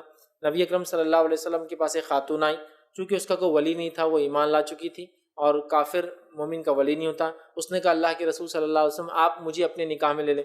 نبی اکرم صلی اللہ علیہ وسلم نے اس کو دیکھا اور چہرہ پھیر لیا. کہا میں ضرورت محسوس نہیں کرتا ہوں. اس سے پتہ چلا لڑکی شادی سے پہلے انسان دیکھ لے. نبی اکرم صلی اللہ علیہ وسلم حدیث میں آتا مجھے، روایت میں خاتون فرماتی مجھے پورا دیکھا، پھر کہا میں ضرورت محسوس نہیں کرتا ہوں. اسی طرح ایک صحابی آئے، کہا میں نے ایک رشتہ طے کر دیا. کہا کس سے؟ تو کہا انصار. یہ تھے مہاجر، یہ تھی انصار عورت. تو کہا انصار کی عورت کو تو نے دیکھا؟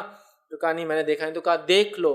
انصار کی کچھ عورتوں کی آنکھوں میں ایک نقص ہوتا تھا، یا ان کی آنکھیں ڈھلتی بھی ہوتی تھی، نقص نہیں ڈھلتی بھی ہوتی تھی، لیکن ایک قوم کی وہ پہچان ہے، لیکن ہو سکتا ہے دوسرے کو نہ آئے. تو تم دیکھ لو، یہ اچھا ہوتا ہے اور اس سے محبت بھی پیدا ہوتی ہے. ٹھیک ہے، تو دیکھنے کا حکم دیا، دیکھنے کا. اور کہا آنکھوں میں ہوتا ہے تو ظاہر سی بات ہے جب دیکھ رہا آدمی تو غور سے دیکھ سکتا ہے، چونکہ آنکھوں کے الفاظ اس میں آنکھوں میں نقص ہوتا ہے، ظاہر سی بات آدمی دیکھیں گا تبھی تو ہوں گا. بہرحال لڑکا لڑکی کو دیکھتا اور لڑکی بھی لڑکے کو دیکھتی. اس کے لیے کوئی دو سیشن نہیں ہوتے ہیں. بہت سارے لوگ پوچھتے ہیں کہ لڑکے کو تو حکم ہے لڑکی کو دیکھے. لڑکی کب دیکھے؟ تو جب لڑکا دیکھنے آتا تبھی لڑکی دیکھے نا. اب دو سیشن کیسے لیں گے، لڑکے کے دیکھنے کا، لڑکی کے دیکھنے کا؟ تو صحابی جایا کرتے تھے، دیکھا کرتے تھے، پسند آیا تو کرتے تھے. جن صحابہ، بہت سارے صحابہ جو مرد ہوتے، بالغ ہوتے، تو ظاہر سی بات ہے کوئی ذمہ دار ہوتا، کبھی نہیں ہوتا، والدین دور ہوتے، خود کے رشتے بھی بھیجا کرتے تھے. بڑے صحابی کبھی کبھار وسیلہ بن کے دوسروں کے لیے جاتے کہ اس کا رشتہ میں لے کر آیا ہوں. غلاموں کی شادیاں صحابہ کوشش کرتے تھے کہ ان کی شادیاں ہو جائے دوسرے غلاموں سے، اپنے پیسے اپنے مہر کے اس پہ کرتے تھے. مہر اتنا ہلکا پھلکا ہوتا ہے کہ ایک روایت میں آتا ہے کہ جب اس عورت کو آپ نے دیکھا اور کہا میں ضرورت محسوس نہیں کرتا ہوں، ایک صحابی اٹھے مجمع میں سے، کہا میں ضرورت محسوس کرتا ہوں، مجھے دے دیجیے اس عورت کو نکاح میں. تو کہا کچھ ہے مہر کے لیے؟ مہر جو بات آ رہی. انہوں نے کہا کچھ بھی نہیں ہے. کہا گھر جا کے آؤ دیکھ کر کوئی سونے کی انگوٹھی. وہ گھر گئے، کہا سونے کی انگوٹھی نہیں. کہا جاؤ چاندی کی ہوں گی دیکھو. گھر گئے، کہا چاندی کی بھی نہیں. کہا جاؤ دیکھو لوہے کی ہوں گی گھر پہ. تو کہا لوہے کی بھی نہیں. تو کہا کیا ہے تیرے پاس؟ کچھ بھی نہیں تھا. کہا ایک چادر ہے صرف، مطلب اوپر کا بھی حصہ کھلا تھا. ایک چادر کمر پہ باندھی. تو کہا اگر یہ تو مہر میں دے دیں گا تو تو کیا باندھیں گا، تیرے پاس کچھ نہیں رہیں گا. تو کہا مشکل ہے. پھر وہ صحابی اٹھ کر مایوس ہو کے چلے گئے کہ اب تو کوئی شادی کا چانس ہی نہیں، گھر میں تو کچھ ہے نہیں. اب یہ بھی چانس تھا ایک، آپ شاید دے دیتے ہو جاتا. پھر آپ صلی اللہ علیہ وسلم نے تھوڑی دیر بعد کہا کہاں ہے وہ صحابی جو کہا ہے؟ تو کہا اللہ کے رسول. وہ تو بیچارہ مایوس ہو کے چلا گیا. کہا بلاؤ اس کو. بلا کے لائے تو کہا تجھے قرآن کی صورتیں یاد ہے کچھ؟ تو کہا 1 2 3 4 5 انہوں نے نام لیے، یہ یاد ہے. تو کہا میں اس بات پہ تیرا اس سے نکاح کر دیتا ہوں کہ تو مہر میں یہ صورتوں کے عوض کہ تو نکاح کے بعد اس کو سکھائیں گے. انہوں نے کہا ہاں طے کر دیجیے کوئی مسئلہ. اور ان کی شادی ہوگی. اب وہ کتنا خلاش آدمی ہے، سونے کی انگوٹھی نہیں، چاندی کی انگوٹھی نہیں، لوہے کی نہیں، کپڑا باندھا ہوا ہے. لیکن سارے اس زمانے میں لوگ ایسے ہی تھے، سارے صحابہ کے حالات تقریباً ایسے تھے. تو آپ نے دے دیا کس کے بدلے؟ قرآن سکھانے کے بدلے. تو بہرحال یہ ہو سکتا ہے کوئی کہے کہ میں عالمیت کرا دوں گا، ایک پارا حفظ کراؤں گا، میں ایک کورس سکھاؤں گا میرے نکاح میں آنے کے بعد، میرے پاس پیسے تو نہیں ہے. یہ بھی ہو سکتا ہے بہرحال مہر میں. تو کتنا ہلکا پھلکا مہر تھا. تو مہر ہوتا تھا، ولی ہوتا تھا لڑکی کا، 2 گواہ ہوتے تھے، ایجاب و قبول، اس کے علاوہ اور کوئی کنڈیشن نہیں تھی. اور بہت سادے طریقے سے نکاح ہوتے تھے. ٹھیک ہے، کوئی بڑی بڑی مجلس اس میں نہیں ہوا کرتی تھی. ایسی بھی مجلسیں دیکھی گئی کہ کچھ لوگ گئے بس نکاح پڑھایا اور لڑکی کو لے کر چلے. کوئی اس میں سوفسٹیکیشن نہیں، کوئی اس میں سمجھے نا لوازمات نہیں. اور عربوں کے طریقہ اور ان کی زندگی اور ان کے معاملات کو اگر دیکھا جائے، بہت سارے واقعات جو مسلم خواتین کے بارے میں آتے ہیں ان میں یہ دیکھا جاتا تھا کہ عموماً لڑکیوں کو جو بیاہنے کے بعد والدائیں خاص طور سے جو لڑکی کی ساس ہوتی تھی، لڑکی کو اور اس کا سسر جو ہوتا تھا، لڑکی کو بہت ساری نصیحتیں اور نصائح کرتے تھے اور اپنی بچیوں کو ودا کر دیتے تھے. یہ بھی دیکھا گیا کہ بہت ساری بار وہ زیادہ ان کی زندگی میں مداخلت کرتے بھی نہیں تھے. مطلب بہت زیادہ بیٹی کے تعلق سے، بیٹے صبح کا ناشتہ تو ہوا نا، بڑے دوپہر کھانا ملا گیا، بڑے شام میں دے رہے نا تم کو، بڑے فون برابر چل رہا نا، بڑے کپڑے برابر سل رہے نا، اتنا تفصیلات نہیں لیتے تھے. بلکہ ایک واقعہ تو میں نے پڑھا ہے، مطلب یہ کافی بات کے دور کا واقعہ ہے کہ ساسیں جو ہوتی تھی مطلب لڑکے کے لیے یہ پوچھ کر جایا کرتی تھی اپنے داماد سے کہ میں آؤں کیا گھر پر، تاکہ میرے آنے سے کہیں تمہیں خلا نہ لگے کہ میری بیٹی کو میں نے بہکا دی. سمجھے آپ؟ تو اتنا ساری چیزیں بہرحال ہم نے دیکھی. تو بہت سادے ہوتے تھے رشتے کو، دونوں کا ایک پاکیزہ رشتہ مانا جاتا جس میں وہ ایک زندگی گزارتے اور ایک نئی نسل کو پروان چڑھاتے. یہی معاملہ ادھر بھی تھا، مطلب لڑکے والوں کی طرف، کہ لڑکا عموماً شادی کے بعد الگ ہو جایا کرتا تھا اور الگ زندگی گزارتا تھا. چونکہ آج جتنے فتنے ہمارے ماحول میں 50% فتنے صرف ساس اور بہو کے رہنے سے ہوتے ہیں. تو وہ الگ ہو جایا کرتا تھا، اس کا حق ہے، اس کا حق ہے، رائٹ. تو وہ الگ ہو جایا کرتے تھے. جیسا کہ صحابی رہ رہے، شادی ہو گئی عبداللہ ہے اپنے والد عمر کے ساتھ، عبداللہ کی شادی ہوگی، عبداللہ الگ رہتے، عمر الگ رہتے. ٹھیک ہے، عبداللہ نے دوسرا نہیں کہا، عبداللہ کا ایک اور گھر ہے، عبداللہ یہ گھر اور اپنے والد کے پاس بھی جاتے ہیں. تو یہ سارے سسٹم بہرحال ہوا کرتے ہیں. تو ان کو زندگی جینے کے طریقے پتہ تھے. ان کی شادیاں ان کے لیے خوشی لاتی تھی. ہماری شادیاں ہمارے لیے پریشانی، تنگ دستی، مفلسی، جھگڑے اور پھر کیسز اور اس کے بعد کورٹ کچہری لاتی ہے. اس کی وجہ یہ ہے کہ شادیاں نہ دین کے بنیاد پہ ہوتی ہے نہ دین کے اصولوں کو فالو کیا جاتا ہے. تو اگر ہم عہد نبوی کے نکاح، صحابہ کے دور کے نکاح، تابعین کے نکاح دیکھیں تو بڑے ہی ایک دم ایک معمول زندگی کی ضروریات پوری کرنے انسان کیسا نکلتا ہے ویسا شادیاں ہو رہی تھی. چونکہ وہ ایک زندگی کی ضرورت تھی کہ بھائی فلاں مجلس میں گئے، ٹھیک ہے، فلاں خاتون آئی. عمر ابن خطاب رضی اللہ عنہ ایک جگہ جا رہے رات میں آپ چوکسی کرتے تھے، گھومتے تھے، خاموشی سے حالات جانتے تھے. تو ایک گھر میں آواز آ رہی ہے کہ ماں بول رہی کہ بیٹا جاؤ وہ پانی کے دودھ میں پانی ڈالو. تو بیٹی نے کہا کہ کیا تم نے نہیں سنا امیر المومنین نے منع کیا ہے تو پانی نہیں ڈالنا دودھ کے اندر؟ تو کہا یہاں امیر المومنین کہاں دیکھ رہے تم کو، یہاں ہی کیا ہو؟ تو کہا امیر المومنین تو نہیں دیکھ رہے، ان کا رب تو دیکھ رہا ہے نا یہاں بھی. تو عمر ابن خطاب گھر گئے، بیوی سے جا کے کہا جا کے دیکھ کیا ہوا، وہ لڑکی کا نکاح ہوا ہے، کیا مسئلہ ہے. بیوی جا کے دیکھے، کہا مطلقہ ہے، یا ایک اس میں آتا بیوہ ہے. تو کہا ٹھیک ہے. اپنے چاروں بیٹوں کو بلایا، کس کو شادی کی ضرورت ہے؟ شادی شدہ تھے پہلے سے. پھر پوچھ رہے شادی کی ضرورت ہے، تو ایک نے کہا میرے کو ضرورت ہے. تو کہا تم شادی کر لو، چلو. اتنے سمپل تھے شادی. مطلب شام میں دیکھ کے لڑکی کی دینداری سمجھ میں آ گئی نا. دوسرے دن چیک کرنے لگائے، معاملہ طے ہو گیا کہ لڑکی جو مطلقہ ہے، بیوہ ہے، مطلب نکاح کے لیے اویلیبل ہے. بلایا بیٹوں کو کس نے؟ تو ایک نے کہا مجھے ضرورت ہے. کہا تم کر لو، چل جاؤ. ایسے بھی ہوتے تھے. آج بھی ہو سکتے ہیں کہ باپ نکلے گھر سے باہر اور کوئی اچھی لڑکی دکھ جائے یا اس کو معلومات ہو، پھر وہ کہے کہ ایسا بچے بیٹے دیکھو ایک لڑکی اچھی ہے، ہم نے دیکھے فلاں، آپ چاہے تو بہرحال آپ طے کر سکتے ہیں، وہ کر دیں. ہو گیا اس دن نکاح. ہمارے پاس تو نکاح بولے تو ایسا ہوتا ہے کہ کالے بال سے سفید بال ہوتے جب اس کی شادی ہوتی. مطلب جب جوان تھا تب سے رشتے طے ہو رہے اور ڈھونڈا جا رہا، تو جب پورے بال سفید ہو گئے تو تب شادی اللہ اللہ بول کے سمجھو کچھ تو بھی ہو جا رہی. اور اس کے بعد بھی ہوتے ہی اچھا چل رہا، مطلب آپ ٹوٹیں گا کب؟ ہو تو گیا ٹھیک ہے، لیکن بریک اپ کب ہے؟ سب اچھا چل رہا، مطلب برا کیا ہے وہ تو بولو ہم کو کچھ. اس زمانے میں ساز بھی جاتی تو پوچھ کر جاتی، کیونکہ یہ ساز بھی ادھر دخل نہیں دیتی تو وہ ساز بھی دخل نہیں دیتی. بتانا چاہ رہا تھا میں آپ کو، سمجھے آپ؟ لڑکی کی ماں بھی پوچھ کر آتی تھی، اس لیے کہ ادھر سے بھی اس کو حق ملتے تھے، ادھر سے بھی حق ملتے تھے. سمجھا بات؟ تو بہرحال بہت ساری چیزیں تھیں. وہ سماج بہت سادہ اور سمپل تھا. نکاح ان کے لیے خوشیاں لاتے تھے، نکاح ان کے لیے اولاد کا ذریعہ بنتی تھی، نکاح ان کے لیے باعث خیر و برکت تھے، نکاح ان کی زندگیوں کے اکیلے پن کو ختم کر دیتے تھے. ہمارے نکاح ساتھ رہ کر بھی پریشانی، مصیبت، برکت کے بنسبت جو ہے مشکلات پیدا کرنے کی وجہ بن رہے. اس لیے کہ نہ ہمارے نکاح سنت کے مطابق ہے، نہ اس کے بعد کے سسٹم سنت کے مطابق ہے. ہم نے اپنے سماج کو، جن لوگوں میں ہم اتنے سالوں سے ہندوستان میں رہے، ان لوگوں کے سماج سے مکمل ڈھال چکے ہیں. حالت یہ ہے کہ لڑکی کو اگر یہ کہا جائے کہ ماں اور بیٹی، مطلب بہو کی اور ماں کی نہیں جم رہی، تو بولتا ہٹ جاؤ، بہو جائیں گی اور مر جائیں گی، مطلب بیوی میری، ماں کو میں نہیں چھوڑوں گا. یہ بھی ظلم ہے اس کے اوپر، یاد رکھیں. تو ایک سسٹم ہے پورا مکمل اڈاپٹ کیا ہے، جس میں کبھی کبھار تھوڑا بہت اسلام کا حصہ نظر آتا ہے، جتنا دیندار نظر آتا ہے تھوڑا پورا نہیں ہے. رسومات کے بغیر شادی ہوتی نہیں ہے، خرافات کے بغیر شادیاں ہوتی نہیں ہیں، بڑوں کی سنے بغیر شادیاں ہوتی نہیں ہیں، منمانی کی بغیر شادیاں ہوتی نہیں ہیں، لوگوں کو لوٹے بغیر ہماری شادیاں ہوتی نہیں ہیں. پھر ہم بولتے خیر و برکت ہماری شادیوں میں کیوں نہیں آتی ہے؟ کیوں آئیں گی؟ شادی کے بعد حقوق ایک دوسرے کے دیے جاتے نہیں ہیں. ماں کا بہت بڑا مقام ہے، لیکن اس کے مقام کیا؟ اس ماں کا بھی مقام ہے جو بننے والی کسی کی، اس کو بھی دینا ہے. صرف اپنی ماں کا ہی نہیں دینا ہے ہم کو مقام. کیوں؟ میری ماں ہے، میرے بچوں کی ماں نہیں ہے. نہیں، اس کا مقام تھوڑی ہے، میری ماں کا مقام ہے. کل یہ بچے بڑے ہو کر تم کو بتاتے لات دیکھے کہ میری ماں کا بھی یہ مقام ہے. یہی ہو رہا ہے. تو ماں کا مقام ہے، لیکن اتنا بڑا نہیں ہے کہ اس کی وجہ سے آپ ایسی باتیں کریں. فیض حدیث کے اندر ہے، ابراہیم علیہ السلام نے کہا طلاق دے دو بیوی کو، تو اسماعیل علیہ السلام کو دے دی. تو میرے بھائی اسماعیل اللہ کے نبی ہے اور ابراہیم اللہ کے نبی ہے، دونوں کو وحی آتی ہے، وہ میرے باپ جیسے اور آپ کے بیٹے جیسے نہیں ہیں۔ وہ لوگ دیتے نا، دیکھو ابراہیم علیہ والسلام آئے، گھر میں آئے، دیکھے، ناشکری کے الفاظ ادا کری، کس نے؟ ان کی بیوی نے کہہ دیا چوکھٹ کو بدل دو، لہٰذا ابا کی سننا ضروری ہے، ابا بولے طلاق دے دو، ٹھیک ہے، تو ابا کا ابراہیم علیہ السلام جیسا ہونا ضروری ہے۔ ہاں یہ اصل ہے، ابا کا اس دینی شعور، وہ لیول، وہ کیلیبر ابراہیم صاحب وہی آ رہی، اور بیٹے کا بھی اسماعیل جیسا ہونا ضروری ہے۔ یہ خود ہی دنیا بھر کی برائیاں کرتا اپنی بیوی کی، اور بیوی نے کر دی تو بولے چوکھٹ کو بدل دو، بڑے تمہاری برائیاں کر رہی، بڑے ہم کو پانی نہیں پلاتی، تم کہتے ہو بڑے کپڑوں میں جو ہے بو آ رہی، دھل رہے نہیں برابر کپڑے، اس بیوی کو بدل دو۔